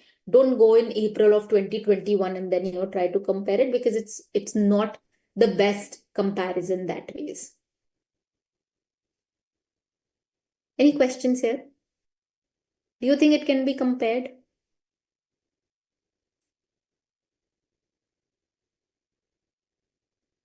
Okay. Now the last one is basically called as business strategies. Now, this is where asset base also comes into play. I said that you cannot compare a company that has an asset base of 100 crore to a company which has an asset base of 10 crores. Why you cannot compare it? Because there are business strategies that are very, very different. Let's take this example of a company which is well established. It is like an established company in the industry. And this company is there in the industry since 20 years it's been operating, and because it was a very profitable company, it has assets also very profitable. It has 100 crore of assets also with them. Now, if we compare it to a company which is more like a startup company, a company which is, like just like 1 year old company. Now, to enter the market, this 1 year old company might get into market penetration. It might, because it wants to enter the market and it has like a big competition with this 20 year old company. This 1 year old company will say that I will bring down the my price of the commodity. I will get the price of the commodity down, and that is how a lot of people will start purchasing, from me. This is the reason you cannot compare these two, transactions altogether, because this company, if it is an established company, it will have like a price. Now, if you're trying to compare it with another company which has a different asset base, which has like a different, strategy altogether, then that is not the most, that's not the best, comparison out here. This is the reason you cannot compare these two companies. If you're making sure that this is an established company, like a 20-year-old company, then this should also be a 20-year-old company, or maybe like 18 years old or 21 years old, etc. But similar, in comparison, it should not be a very, different company altogether. You cannot compare a startup company to an established company out there, because business strategies and business decisions, or how they want to do their marketing, etc., will be very different, and that might have an influence on the price. So you cannot compare these two transactions altogether. Also, when you want to compare the assets, do you think intangible assets can give you higher profits than tangible assets? Do you think intangible assets can give you higher profits? May or may not be. Okay, so generally, the kind of presumption that we have is that if a particular company has an intangible asset with them, well, it just gives them extra edge in the market. If it gives them more profits, because no one else in the market has that particular intangible asset. That is the benefit of having an intangible asset, right? That no one actually has it. It's more like unique, etc. So this is the reason that your asset should be the same. If this particular company has an intangible asset and it has, like a lot of tangible assets also, then you should make sure that this company also has intangible assets and a lot of tangible assets, accordingly. If this does not have intangible asset and this has intangible assets, then, the profit will be very different. The price will be very different. The strategy will be very different. This is the reason they say that when you look at the assets, that should also be, generally the same. So what I'm trying to say is that looking at these 5 comparability factors, transfer pricing really says that yes, if there is an independent party, you can just copy paste their price, use their price for transfer pricing purposes. But this is where they say that, make sure that you can compare these two transactions, and these two transactions should be compared on the basis of these 5 comparability factors. When you find an independent party which is, confirming to these 5 comparability factors, when these 5 things are the same, when you find independent party, use their price as the arm's length price, and that is the price at which related parties should transact at. But the entire exercise in transfer pricing is how to find out independent parties. And these independent parties, these are called as comparable companies. You might have heard of these terminology in transfer pricing. It's called as comparables. Sorry, I think I just sent it to, okay. Yeah, these are called as, I'm putting it in the chat box, these are called as comparables. When I say comparables, it basically means comparable companies. How are they comparable? Well, using these 5 factors, these are called as comparable companies. So this entire exercise in transfer pricing is to find out comparable companies and the price at which these comparable companies are transacting at. Any questions here? Okay. No, ma'am. Thank you so much. We'll take a 10-minute break out here. I have exceeded the time, but it's 7:35. We will take a break till 7:45, and we'll come back and start with Indian domestic pricing, domestic transfer pricing provisions.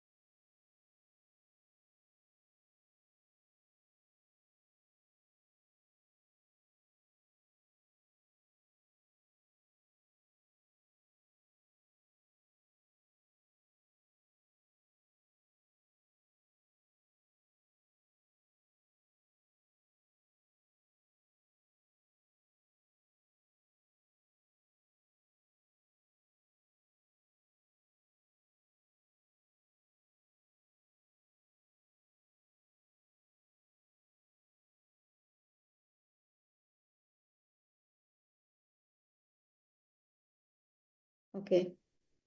Okay. Welcome back, everyone. I hope you're back and you can hear me, and the slides are also visible. Before I get started, any questions here right now? No, ma'am.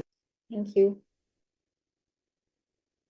There is a question on the portal, which says if an Indian head office has a foreign branch outside India and it does the transaction of selling goods to its foreign branch, will transfer pricing provisions be applicable? Can the concept of place of effective management be helpful in determining whether transfer pricing provisions will be applicable or not? So it's basically, there is a question on the portal which asks about a foreign branch which is basically selling goods to its head office. If you just allow me, I think a few minutes out here, if you look at the slide 52 right here that I have on the screen, this is where I'm going to be talking about whether there is an Indian branch and there is a foreign company, or there is an Indian company which has a foreign branch. So whether there is, like an Indian company and it has a foreign branch, whether transfer pricing provisions will be applicable or not. So precisely your question is answered in slide 52. But to come to slide 52 and to tell you whether transfer pricing provisions will be applicable or not, there are a lot of things that I want to, tell you about. I cannot come to this question right now because I haven't explained a few terms right here, whether this is an international transaction, whether this is considered as a transaction, whether this is associated enterprises or not. So if you can, just allow me a few, moments right here, I will just answer to your question in slide 52, but I have it ready, right here. But before that, we're going to be coming back and we are talking about just, if you can just put it on the portal, if you're okay. I mean, I will be answering this question, in a while, but if you're okay about that. So coming back, we have transfer pricing provisions in India also, and this is where I'm going to be talking about the structure of transfer pricing provisions in India. As I mentioned to you guys before, we have transfer pricing, which was introduced in India in the year 2001. And this was the then finance minister's speech when they introduced transfer pricing in India in 2001 itself. So this is where, if you just take 2 minutes to read through the speech, just have like a small part from the speech provided here.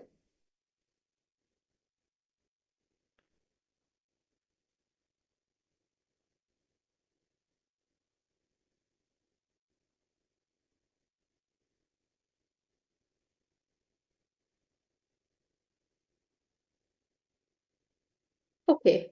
So in the speech, it was actually felt that, when there is an intra-group transaction, when there is a transaction between a particular multinational company or a multinational entity in India, well, there is always a matter of serious concern, which is transfer pricing, because there is manipulation of prices. The prices are very, very different in this particular, situation. And this is the reason in November of 1999, they had set up an expert group in India. The expert group was to, tell them about a detailed structure for transfer pricing provisions in India, etc. And finally, the law got passed. And in 2001, transfer pricing was introduced in India. Just to give you perspective, can you tell me when transfer pricing was introduced in, let's say, USA? Guesswork? If you can put it in the chat box. Just to give you a little perspective.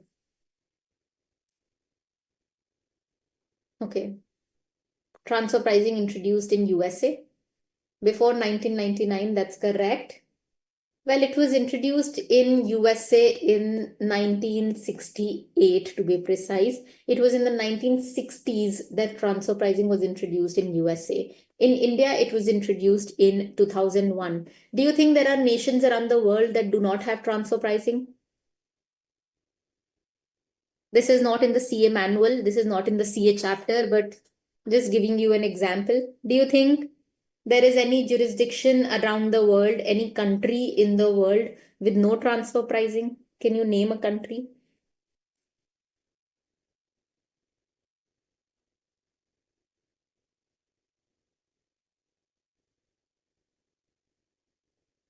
Okay. Well, it is Mauritius, which does not have transfer pricing rules right now. Some tax-free countries, yes, but Mauritius is, one country which does not have transfer pricing rules right now. Dubai, very, very lately, about 2 years back, has introduced transfer pricing rules. Before that, even Dubai did not have, transfer pricing rules, but Mauritius still does not have it. So yes, coming back in India, it was 2001 when they introduced transfer pricing in India. And where is transfer pricing in India? I mean, which section? Well, it is section 92 to section 92F in India that actually deals with transfer pricing provisions. So the entire transfer pricing code in India is provided in section 92 to section 92F. Obviously, read with rules 10A to 10E. So there are rules also. I will be talking about that. But when you actually read through section 92, the entire transfer pricing code is contained in this particular chapter. It is chapter 10, and chapter 10 does not say transfer pricing. It says special provisions relating to avoidance of tax. Have you heard of something called as GAR? Can you tell me what is GAR? GAAR, GAR. Yes, General Anti-Avoidance Rules, that is basically called as GAR. GAR is basically called as General Anti-Avoidance Rules. So, under GAR, they say that, if generally there is tax avoidance that has happened, so, if there is an impermissible avoidance agreement, or if the tax authorities find out that, a particular transaction has happened and the only reason that that transaction happened was tax avoidance, well, then they will disregard that transaction. They will they will recharacterize that particular transaction. That is GAR. But if you look at transfer pricing, it is basically called as SAR, which is Specific Anti-Avoidance Rules. Why is transfer pricing called as specific anti-avoidance rules? Well, it is provided right here as the heading of chapter 10, which is specific provisions or special provisions relating to avoidance of tax. So, transfer pricing also deals into avoidance of tax avoidance, but it does it to very, very specific transactions. What kind of specific transactions can you guess? What specific transactions? Why is International transactions. absolutely? It is catering to international transactions, and it is also catering to related party transactions. This is the reason they are called as absolutely, they are called as SAR, which is specific anti-avoidance rules. That's absolutely correct answer on the chat box, which is controlled transactions. Transfer pricing is applicable to controlled transactions. This is the reason these are specific rules, or these are special rules for making sure that there is no tax avoidance strategies. This is the reason chapter 10 does not say transfer pricing. It says special provisions relating to avoidance of tax. Now, if you read through Section 92, this is just a tabular format of what is transfer pricing all about. So there is Section 92, which basically says that, if there is an international transaction, it should happen at arm's length price. Now it is Section 92A, which says what are associated enterprises. Now all this while I've been saying that, if there is a transaction between related party, that will be transfer pricing will be applicable there. But is there a definition to related party? Is there a definition to associated enterprises? Well, yes, there is a definition out there, and this definition is provided in Section 92A. Then there is, all this while I've been saying that if there is an international transaction, then only transfer pricing will be applicable. So that definition of international transaction is provided in Section 92B. Then, as I mentioned, there is specified domestic transaction. So if transfer pricing is applicable domestically, it is section 92B. Then we have arm's length principle. So section 92C says that, what are the methods to calculate arm's length price? That is section 92C. Then we have section 92D, which basically says documentation. Very, very casually, don't use this terminology, but have you heard of so many people saying transfer pricing return? Just like income tax return, they say transfer pricing return. Okay, so that is not the exact terminology. Transfer pricing return basically is coming from section 92D, which is basically called as accountant's report. It is also called as Form 3CEB that we will be talking about in a lot of detail. I'm going to just put it in the chat box. It's Form 3CEB. This is generally called as transfer pricing return. And then you might have heard of something also called as TP study. So that is provided in section 92D. This is what we will be discussing in a lot of detail here. And finally, section 92F talks about some definitions relating to transfer pricing. We'll discuss that also. Now, going forward, I will be explaining all these terms in a lot of detail. So there is like a very, very elaborate definition to associated enterprises. So we'll discuss that in detail. Then there is a very, very elaborate definition in India to international transaction. We'll discuss that today. Then next lecture, we will be discussing how to calculate this arm's length price. So there are these 6 methods in India to calculate arm's length price. We'll discuss that. We'll discuss SDTs in a lot of detail. And finally, we'll discuss documentation also in a lot of detail. But the purpose of this slide was to tell you that these are the terminologies that we will be discussing in a lot of detail going forward. These are the rules under income tax rules which are pertaining to transfer pricing. So what are the methods? It's provided in Rule 10B. Then there is one which is called as most appropriate method. Then all the information and documentation, it's provided in Rule 10D. And then, the accountant's report, which is Form 3CEB, it's provided in Rule 10E. That is what we will be discussing in detail going forward. Any questions here before we start with the first section, which is section 92? Any questions? Are you not able to follow? Are you able to follow? Are you okay with the speed? Should I go a little slower? If you're okay with the speed, just a general feedback. I'm little Hindi also. I am trying, but yeah, okay. I will try my best. I will say something in Hindi and then I will repeat the same thing in English, but it's not allowed. But I will do both. I'll try doing both. Okay. So there is section 92 of the Income Tax Act, and this is what section 92 basically says. It says that whenever there is income which is arising from an international transaction, well, that should be computed having regard to arm's length price. Meaning, do you have an international transaction which is obviously related party? कोई international transaction है जो related parties के बीच में है? It should happen at arm's length price. Now, this is very interesting, the whole transfer pricing came in to make sure that tax base of India is protected. Meaning to say,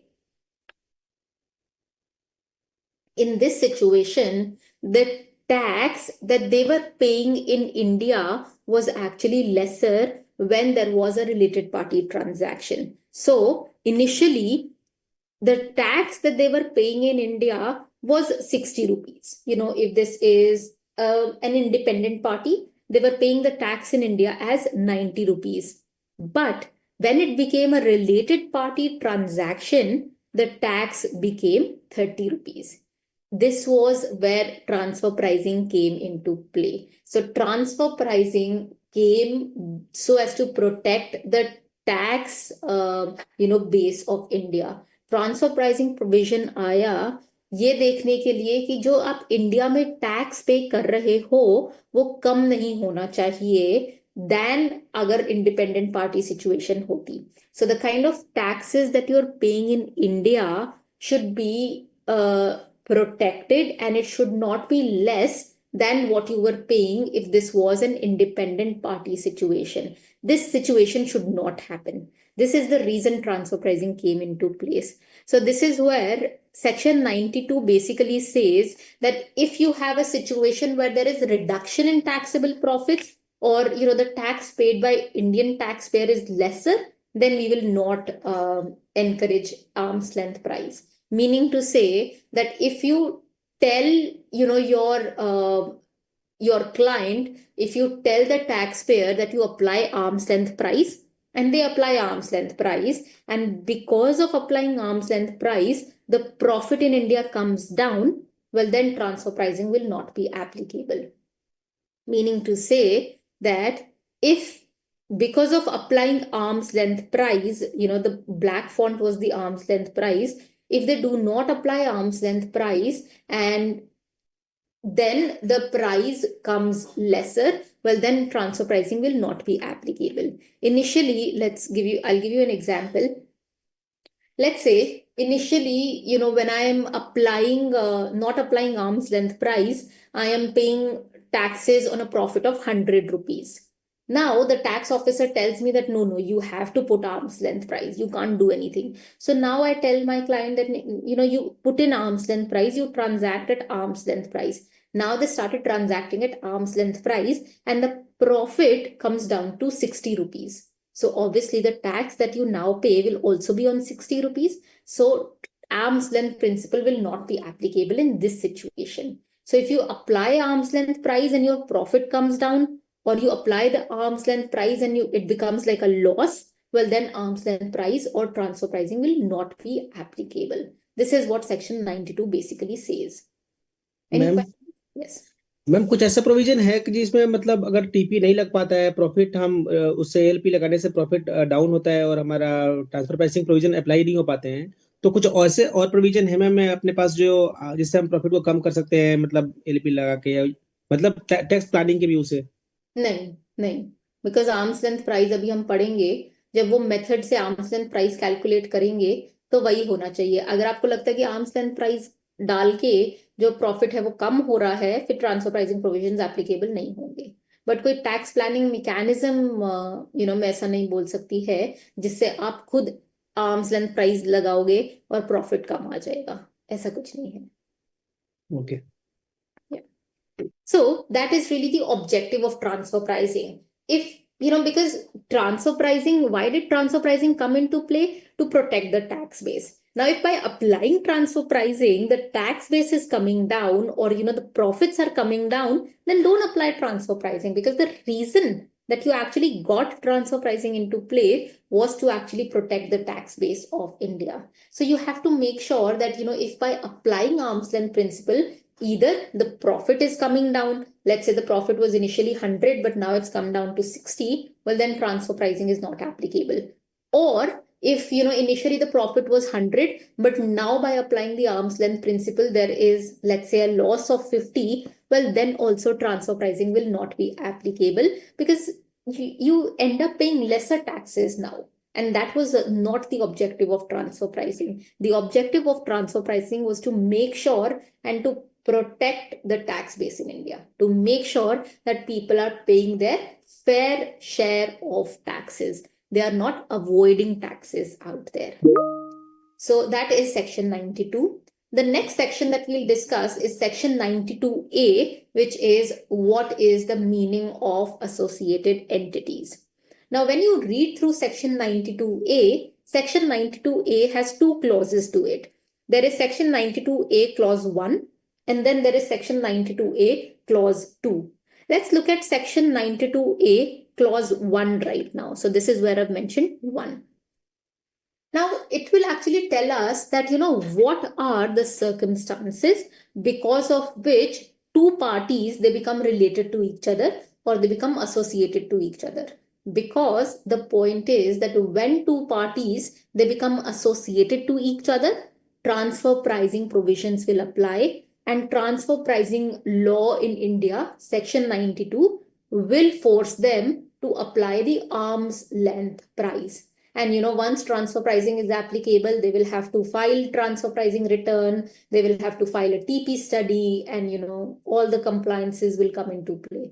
So the point is, you have to identify what are associated entities. And all this while, I've been saying parent entity, subsidiary company, wholly owned subsidiary, these are associated enterprises. But the definition in India is very, very vast. It is not just these enterprises that are associated, but more enterprises that become associated to each other. So what is the definition? That is what we will discuss here. So as I mentioned, there are two categories out here. Section 92A subsection 1 and section 92A subsection 2. Now, if you read through subsection 1, it gives a very general definition for transfer pricing. Generally associated enterprises क्या होते हैं? So section 92A subsection 1 gives a very generic definition of associated enterprises. Then there is subsection 2, and subsection 2 talks about very specific instances. So, subsection 2 is going to talk about in, like very, very specific, what are the things that will make two entities as associated enterprises. So first we will talk about the general definition, and then we will move into specific definition. So first, general definition says that if one entity participates in the management, control, or capital of the other enterprise, well then two enterprises, they become associated to each other. फिर से बोलती हूँ, अगर एक entity दूसरी entity में management, control या capital में पार्टिसिपेट करते हैं, then two entities will become associated to each other. Now, what is the meaning of, management, control, capital? What is meant by all these terms? I will just talk about that. But right now, they're really trying to say that, let's say if we have company A participates in the management, control, and capital of company B, well then company A and company B will become associated to each other. What is this management, control, and capital, and what is participation, etc.? I will just talk about that. So that is direct participation. If you're participating in management, or if you're participating in the capital, how do you participate in the capital? By purchasing the equity share capital, etc. Or how do you participate in the control? Well, by controlling the other enterprise. So if company A is controlling company B, well then company A and company B will be related to each other. If company A and company B have the same management, well then company A and company B will be associated to each other. If company A is holding equity share capital of company B, well then they will be related to each other, or they will be associated to each other by virtue of section 92A subsection 1. Now this is called as direct participation. Now, the law says that if company A, through an intermediary, also participates in the management, control, and capital of company B, then also company A and company B will be associated to each other. So it's not just direct participation, it's also indirect participation that will be counted. And just give me some time. On the next slide, I will give you an example of indirect participation. Just give me some time. So coming back, if one company participates in the management, control, and capital of another company directly or indirectly, then they will be associated to each other. Another thing that they say is that if you have a common person, so this person, let's say that this is an individual, it participates in the management, control, and capital of company 1, and it also participates in the management, control, and capital of company 2. Well, now because it has common person, company 1 and company 2 will be associated to each other. फिर से I'll say that again. अगर एक same person है और ये इस company में participate कर रहा है और यही जना इस कंपनी में पार्टिसिपेट कर रहा है, so company 1 and company 2 will be associated to each other. That is what is meant by this particular clause out here. So either direct participation, indirect participation, even if you have the same person participating, then also they'll become associated to each other. Now, can you guess what is the meaning of the term management? Can someone explain? Any idea what is participation in management? We could be same board of directors. Yes, that's absolutely correct. Yes. Appoint board of director. Yes, that's absolutely correct. That's true. Affairs of the company means management. Yes, that's also correct. So yes, that is, what is meant by management, control, and capital. The thing is, Section 92A, subsection 1, does not define management, control, and capital. If you read through, the entire transfer pricing law in India, it does not define management, control, and capital. Nowhere it says what is management, what is control, what is capital. So it's just the general terminology. Everything is coming from case laws. A lot of cases say that this is management, this is capital, this is control, but this is what we will be presuming. And going forward, I'll tell you a little bit more about what is management, control, and capital, but this is what it basically, says. So I'll give you an example.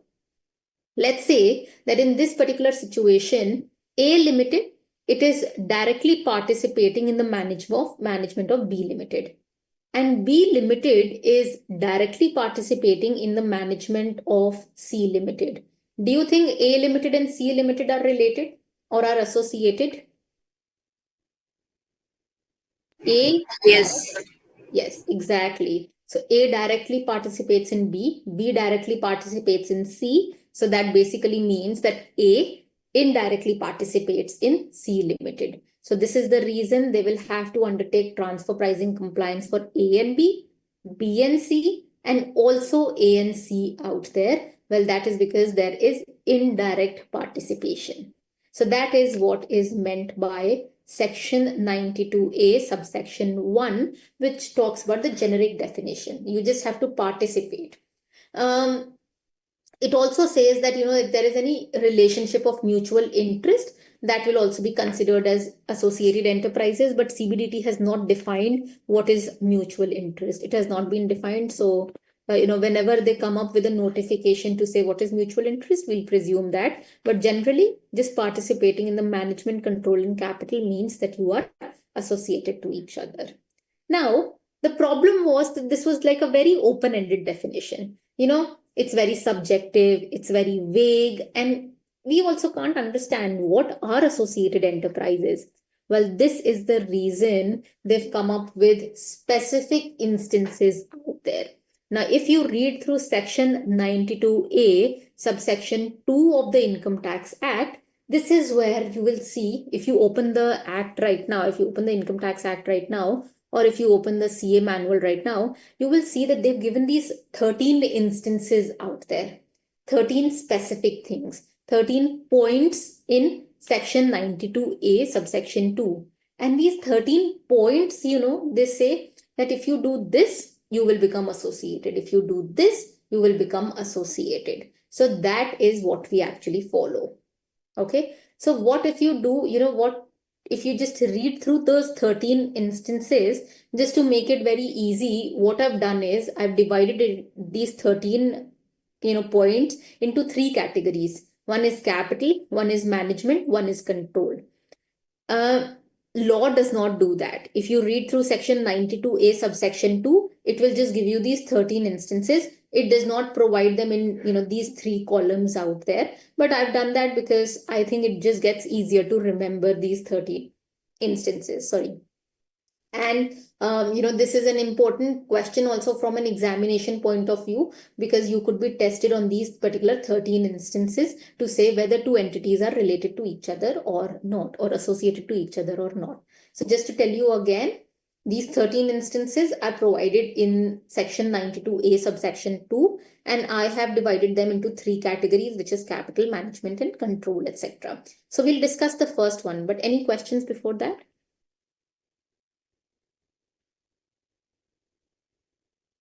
No, ma'am. Okay, thank you. Okay, so we'll start with the first clause out here. So this is Section 92A, subsection 2, clause A.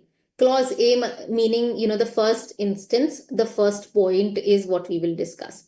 The first point says direct or indirect holding of shares carrying 26% or more voting power.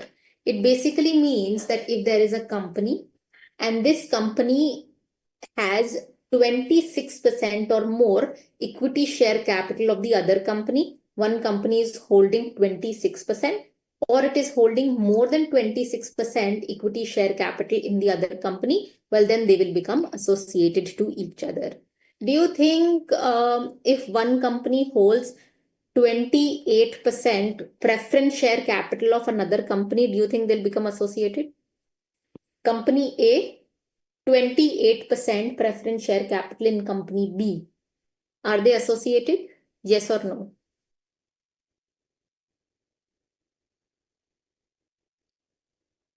No. Yes. Okay. Why no? Anyone else? Do you think they will be associated? Yes or no? Exactly, because this is answered correctly. Because right now we are looking at voting power. Preference share capital, they do not come with voting power, and this is the reason equity share capital will actually count and not preference share capital, because we are looking at voting power right there. Also, another thing that you have to note is that they say one company holds another company 26% or more indirectly also. So what is the meaning of this indirectly? Let's take an example here. A Limited holds 33% equity share capital of B Limited. Do you think A and B are related? Yes, ma'am. Yes, absolutely. Yes, they are related because it's more than 26%. Now, B Limited holds 80% in C Limited equity share capital. Obviously, again, because this is more than 26%, they are also related to each other. They are associated to each other. But do you think A Limited is associated to C Limited?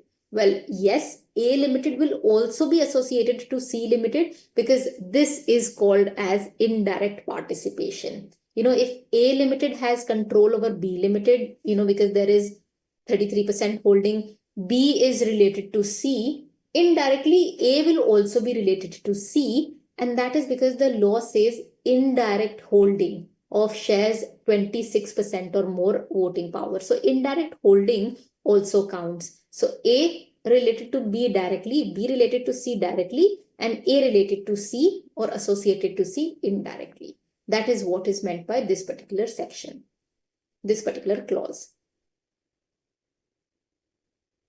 Any questions? Shall we move ahead? Yes, ma'am, move. Thank you. Let's look at the second clause, which is clause B, which says direct or indirect holding of shares carrying 26% or voting power by same person in each enterprise. Let's look at this particular example here. In this example, there is some individual, Mr. A. Mr. A holds 40% in X Limited, which is more than 26%. So Mr. A is related to X Limited because they hold 40% equity share capital. Mr. A also holds 40% in Y Limited equity share capital. So these are also associated to each other. Now, because X Limited and Y Limited have common ownership of, Mr. A, this is the reason X Limited and Y Limited will also become associated to each other by clause B of section 92A subsection 2. So this is the reason same person, because of one same person, X and Y will be associated to each other. This is what is meant by this particular clause right here.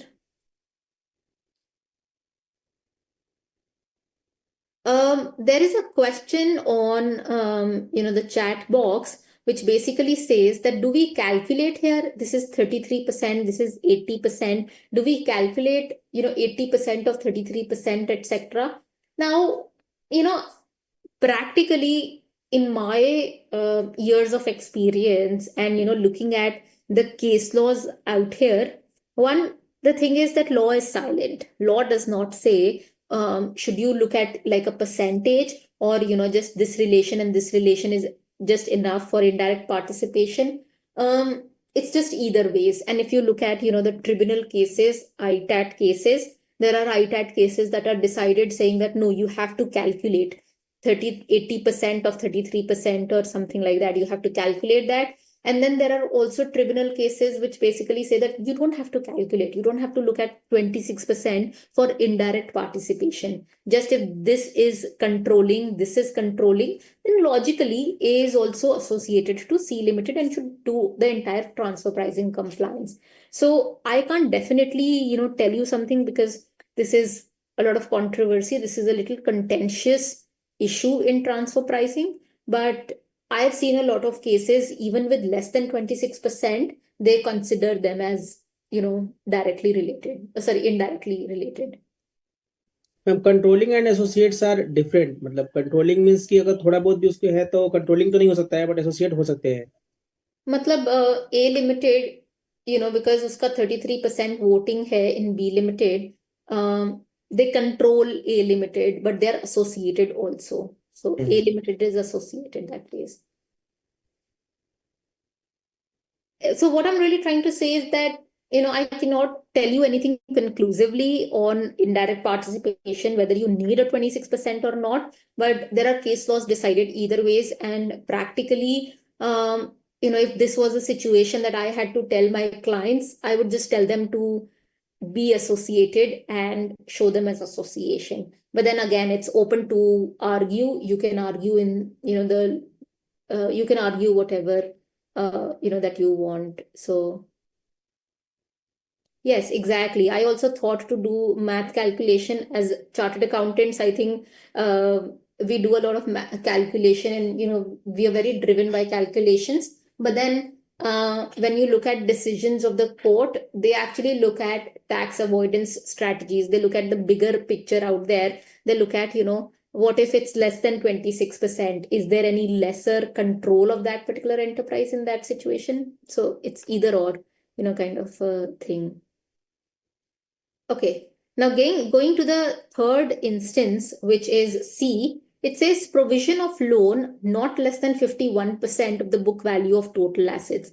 Now in the third one, they say that, if you have one entity gives a loan to the other entity, then they are related. But what is the percentage of the loan? Well, if one entity has book value 51%, if you give someone 51% kind of loan of the book value, well, then you become related to each other.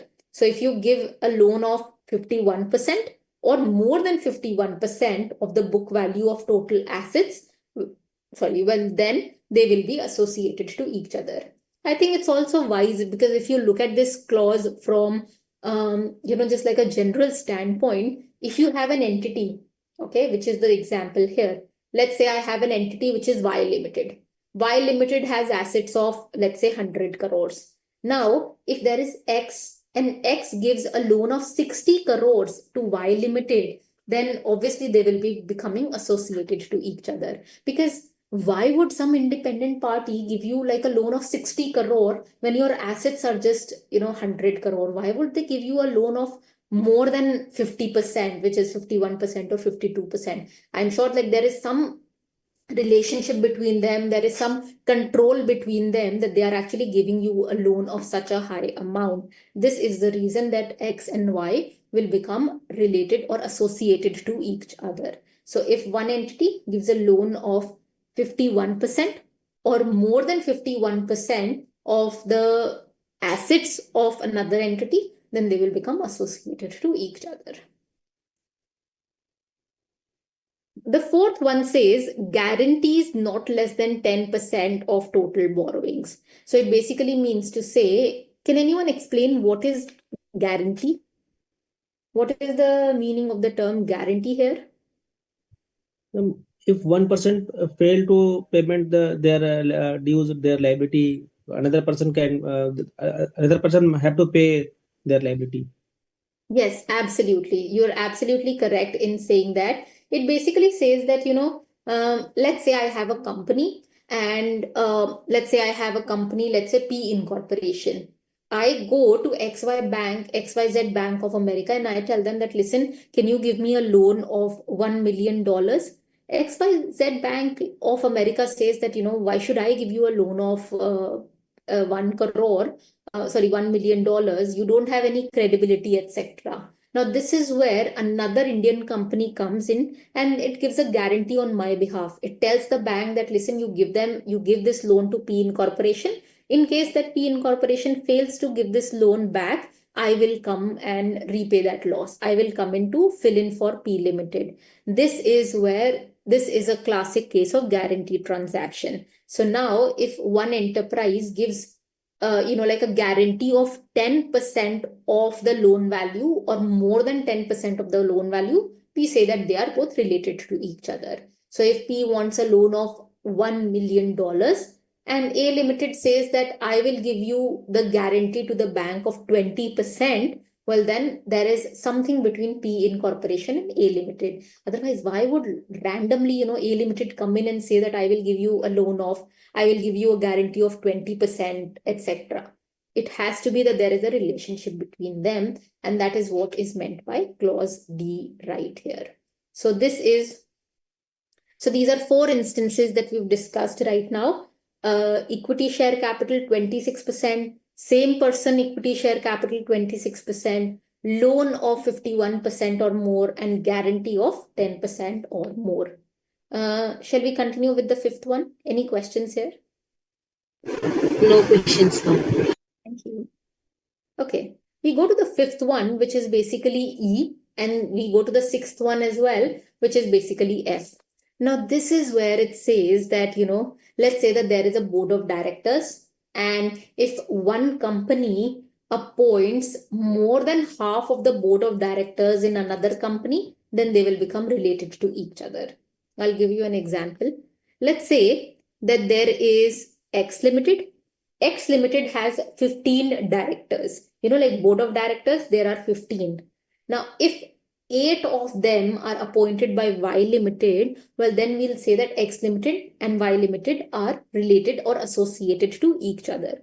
Why? Because 50% would have been 7.5, but more than 50%, which is 8 directors, were actually appointed by Y Limited. So X and Y will become associated to each other. And I think, again, this is something which is very logical. If there is a company which is appointing more than half of your board of directors, obviously that company will have a lot of control in your company because everyone is appointed by that particular person, or more than 50% is appointed by that particular person. That is what is meant by, clause E out here. Now, the point is, when they say board of directors, they also say governing board. Do you think they're talking about remuneration committees and audit committees? Do you think audit committees will count?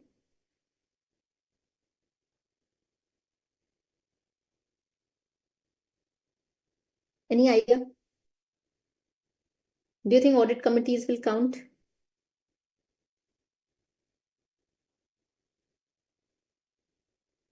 Okay, no, audit committees will not count or remuneration committees will not count because we are looking at we're looking at a board of director of those particular companies, and audit committees and remuneration committees, they're more towards the company. This is something which is very internal to the company. This will not count.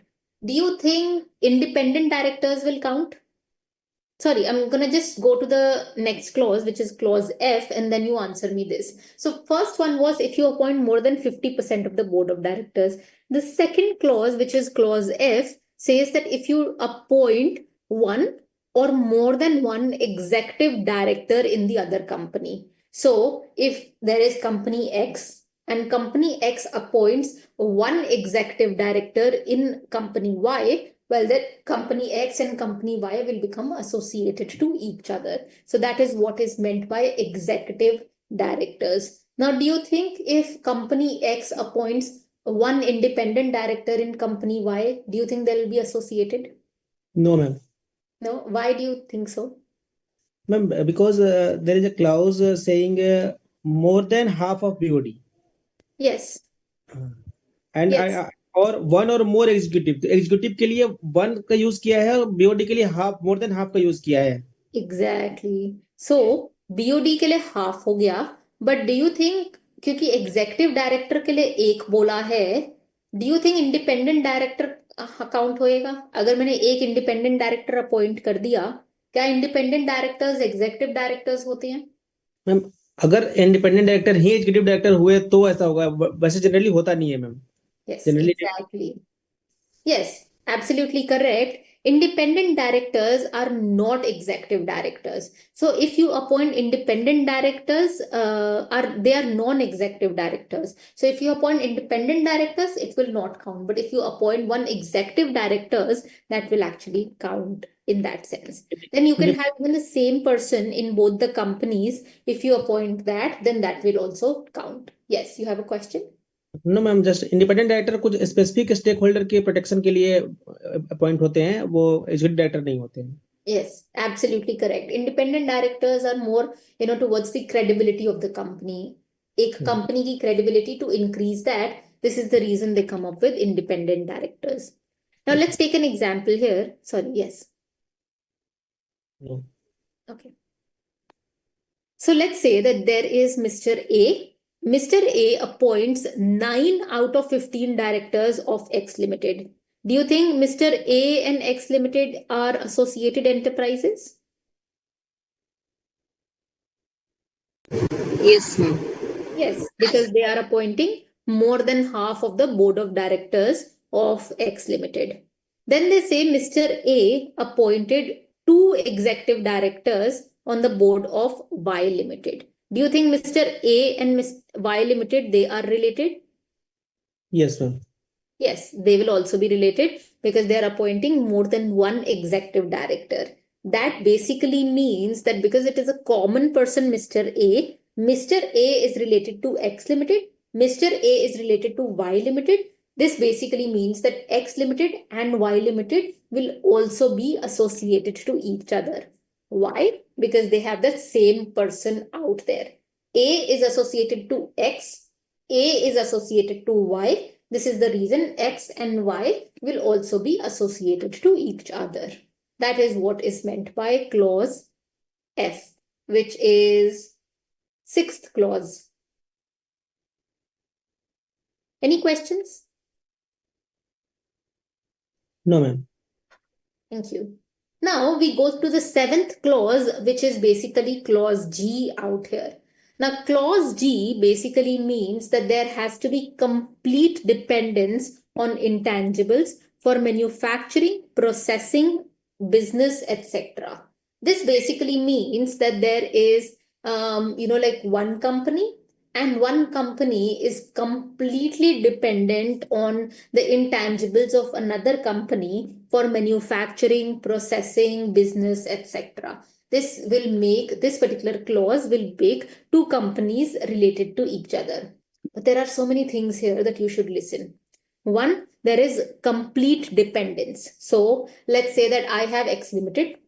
How is X Limited manufacturing commodities? Well, X Limited is manufacturing commodities by using an intangible, by using someone's patent, and they are wholly dependent. They are 100% dependent of that particular patent. They use that particular patent and then they manufacture and actually sell. So now, because they are so completely dependent on Y Limited's patent, this is the reason X and Y Limited, they will become associated to each other for transfer pricing purpose. And obviously, if they become associated to each other, transfer pricing provisions will apply. They'll have to transact at arm's length price. They will have to file TP return. They will have to file Form 3CEB, etc. So that is what is meant by clause G out here. There has to be complete dependence on intangibles. Any questions here?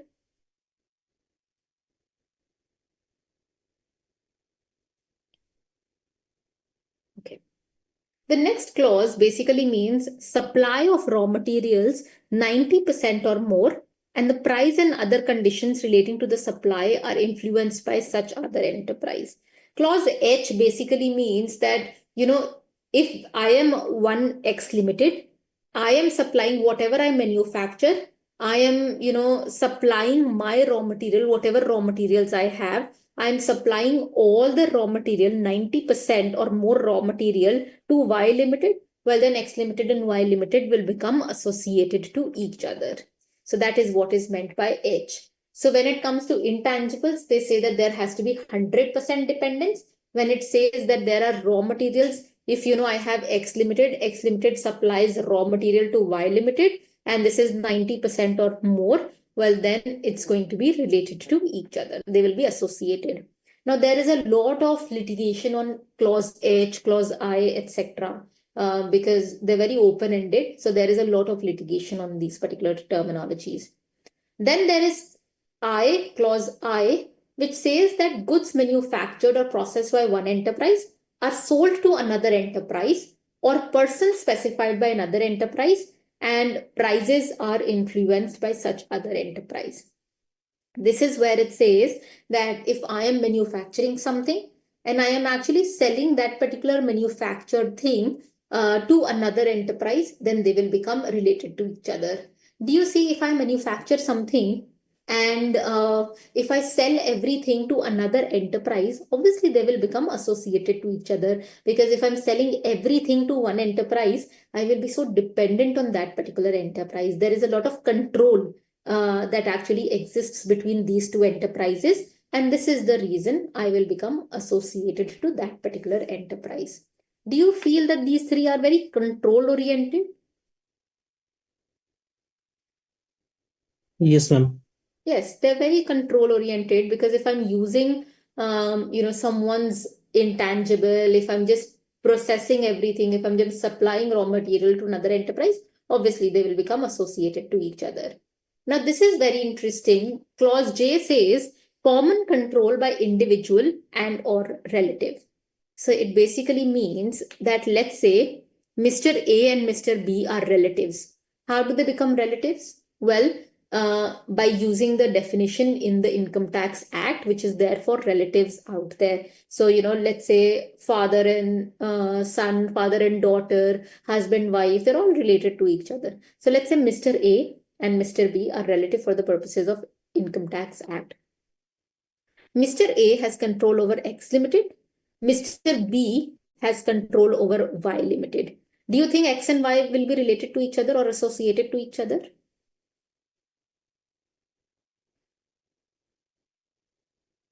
Do you think this is correct?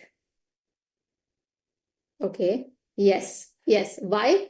Because Mr. A is related to X, is, associated to X. Mr. B is associated to Y. Now, clause J says that if you take common control by individual and the relative, well, then these two companies will also become associated to each other. So if there is common control by the individual plus the relative, well, then these two companies will also become associated to each other. Can you tell me, this was a case law which was there. Can you tell me, just take a minute. I'll give you 1 minute. Please read through this. What do you think about this?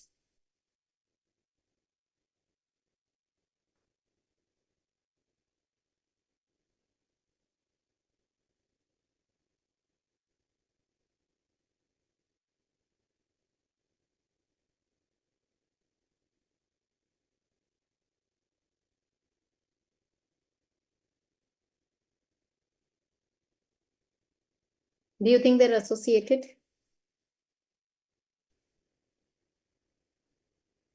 Yes, ma'am. Yes, they will be associated. Why? Because the managing director holds a company, and the managing director's daughter, which is relative for the purposes of Income Tax Act, holds another company, 50% shares in another company. Now, because this is individual and their relative together, they hold one company and they hold another company. This is the reason they will be associated to each other. That is coming from clause J right here, which is common control by individual and or relative. Then this particular clause K says common control by HUF and or its member or relative, which basically says that if there is an HUF is controlling one entity and the HUF's member is controlling another entity, then these two will be associated to each other. We'll take an example here, which is, let's say there is an HUF. This HUF is controlling A Limited, and there is a member of the HUF, or there is a relative of the HUF. Well, let's say, like a Karta, etc., or a co-partner, etc., they are controlling B Limited. Now, the question is, do you think A Limited and B Limited will be associated enterprises?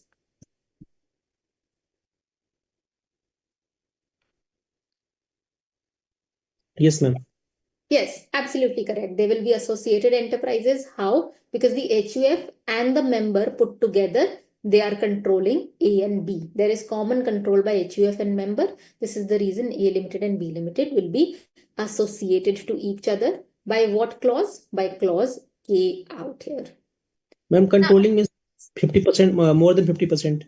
Controlling, yes, more than 50. No, controlling does not just mean more than 50%. Controlling basically means by virtue of this, or, through this, or through this. This is also called as, sorry, this is also basically called as control out there. I've just moved this particular slide, but this also means control. Control is like a generic word, because the Income Tax Act or the Transfer Pricing Code has not defined what exactly is control. We'll just presume all these to be control out there. So if, let's say they hold more than 26% share, that basically means that it controls it. If it does not hold that many shares, but if it's actually dependent on intangibles, then also it's control basically. So anything can be controlled. It's not defined. It's very open-ended. Ma'am, Yes. one company by their subsidiary control 6%, and aggregate is 26% or 30%, then these are associates enterprise. No.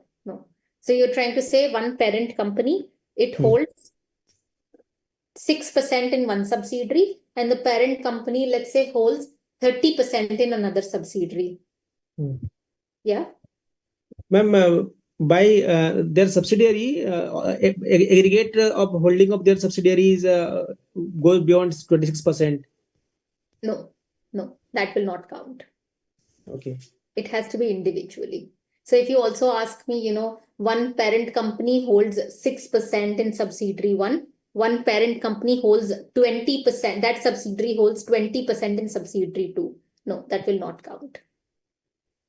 Okay. Also, if you tell me one parent company holds 6% in subsidiary 1, parent company holds 20% in subsidiary 2, then also it will not count. Okay. Okay. Yes.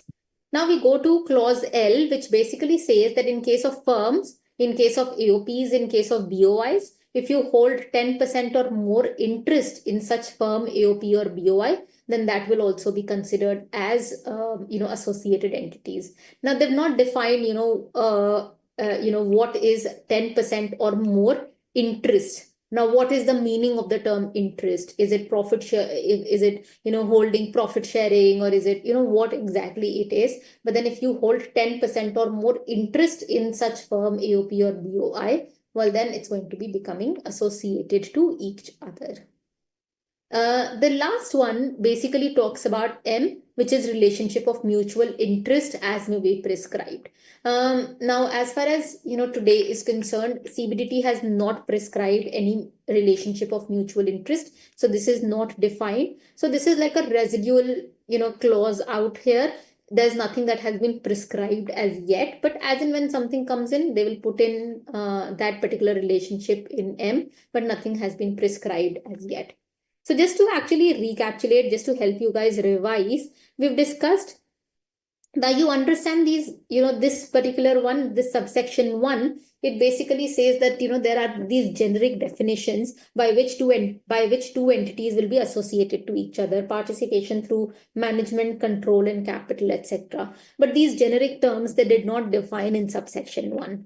And then they basically say that under subsection 2, we have defined some specific instances, those 13 instances that we've just discussed. And because of those particular 13 instances, two entities will be called as deemed associated enterprises. I'm going to just put it in the chat box. It says deemed associated enterprises. And these are the 13 instances by which two companies will become deemed associated enterprises. These 13 instances that we have just discussed. Now, I think it's very from an examination point of view, as far as associated entities are concerned, you could be given questions which basically, you'll have to use those particular questions to tell them if two entities are associated to each other or not. Maybe one entity is holding 20%. Do you think they're associated? One entity, there is common control, in that instance, are they associated to each other or not? So you will have to look at these particular instances, 13 instances, to tell them whether they are associated to each other or not using these particular instances. Any questions here? And then I'd like to go to the next concept,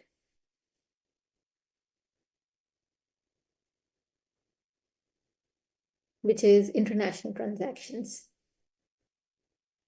Is it too much for today? Yeah.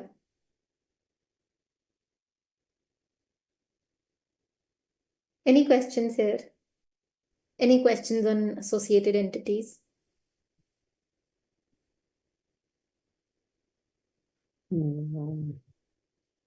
Are you able to follow? Is everyone able to follow these? The question on the chat box is, why are we calling them deemed associated entities? Well, we're calling them as deemed associated entities because, it's just the law which basically calls them deemed associated entities. When I say that they are deemed to be associated entities, we presume them to be associated entities. Now, let me just, talk to you. I'll give you an instance. Let's say, that there are two entities, and these particular two entities have X Limited, which is holding 20% share capital in Y Limited. Do you think they're associated to each other? X Limited holds 20% share capital, equity share capital in Y Limited. Do you think they're associated to each other? No. No, they're not associated to each other because we're looking at 26% ownership. But did you realize that you are looking at section 92A2 only here? What if you look at section 92A1 here? Does one tell you that 20% or 26% or something? No, it does not say anything. It's very, very open-ended. So looking at section 92A subsection 1, can you say that they are associated to each other? 20%? Yes, ma'am. Yes, looking at, I think, 92A1, we can say that they are associated to each other. This is the reason these are called as deemed associated enterprises, because we are presuming them to become associated enterprises. Now, this entire litigation in India was at 20%. Do you consider them as associated enterprises? And then you file compliances and you do, file TP study and Form 3 CEB and transfer pricing return, etc. Do you do that? Well, this is again very, very controversial. There are case laws out here, but from a practical standpoint, if you look at section 92A subsection 2, it starts with this: for the purposes of subsection 1. Can you tell me, can you guess what does subsection 1 means? For the purposes of subsection 1, what does that mean?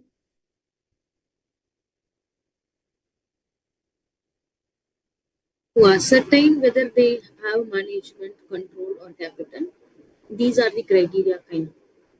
Exactly. What they're really trying to say is that, for the purposes of subsection 1, so as to interpret subsection 1, you have to look at these 13 instances. If they satisfy these 13 instances, then only they will be considered as associated enterprises, and that too deemed associated enterprises. We'll just deem them. This is a deeming fiction out there. This is the reason we have section 92A subsection 2. So as to, give like the concept of associated enterprises to provide like a little specific perspective to it. This is the reason that they have provided subsection 1. Shall I tell you one more thing?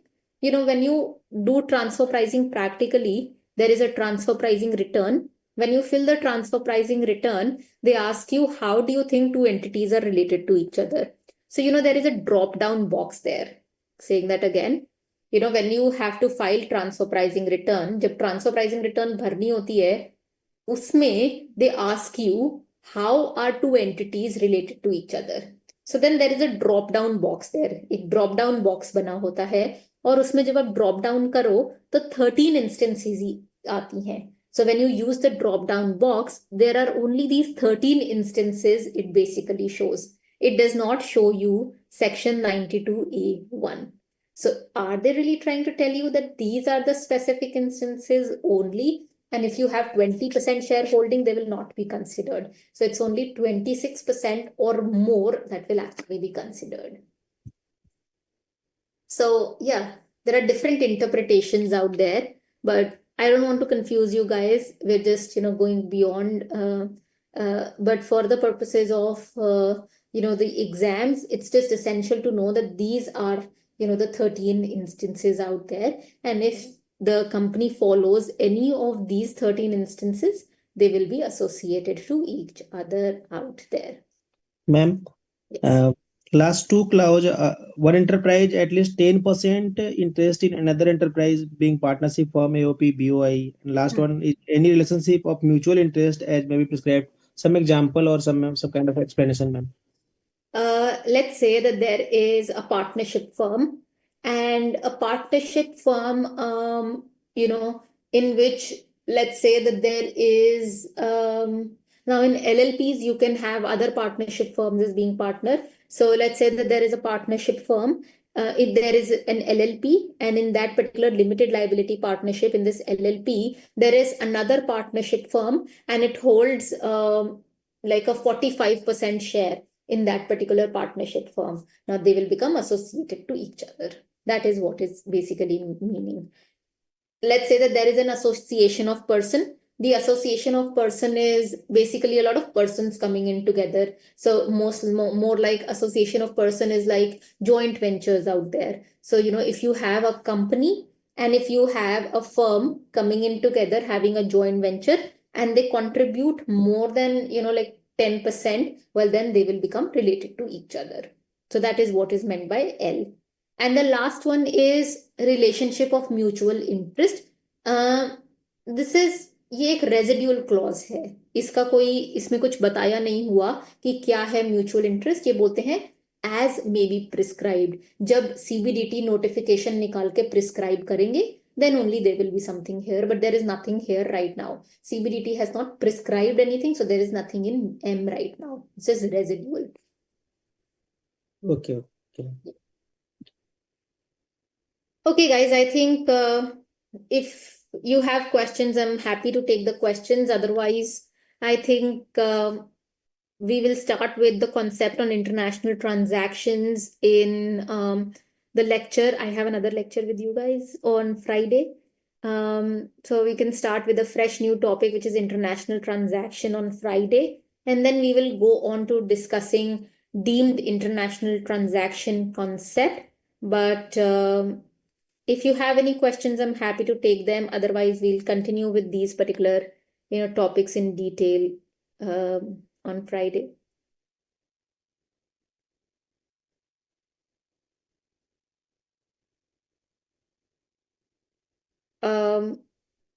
Sorry, question? No questions, ma'am. Thank you. No, ma'am. Okay, no questions. But are you guys, shall I make some changes? Because, we have 3 more lectures on transfer pricing going forward. So if you tell me, I'd be happy to make some changes if you want, anything that you feel, any feedback for me.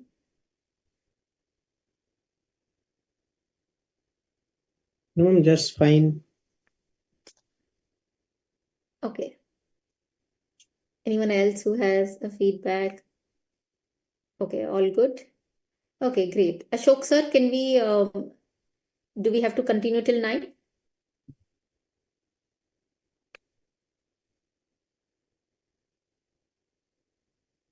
Sir इधर खत्म करें. ठीक है. Thank you everyone. Thanks a lot. Good night, ma'am. Good night. Thank you.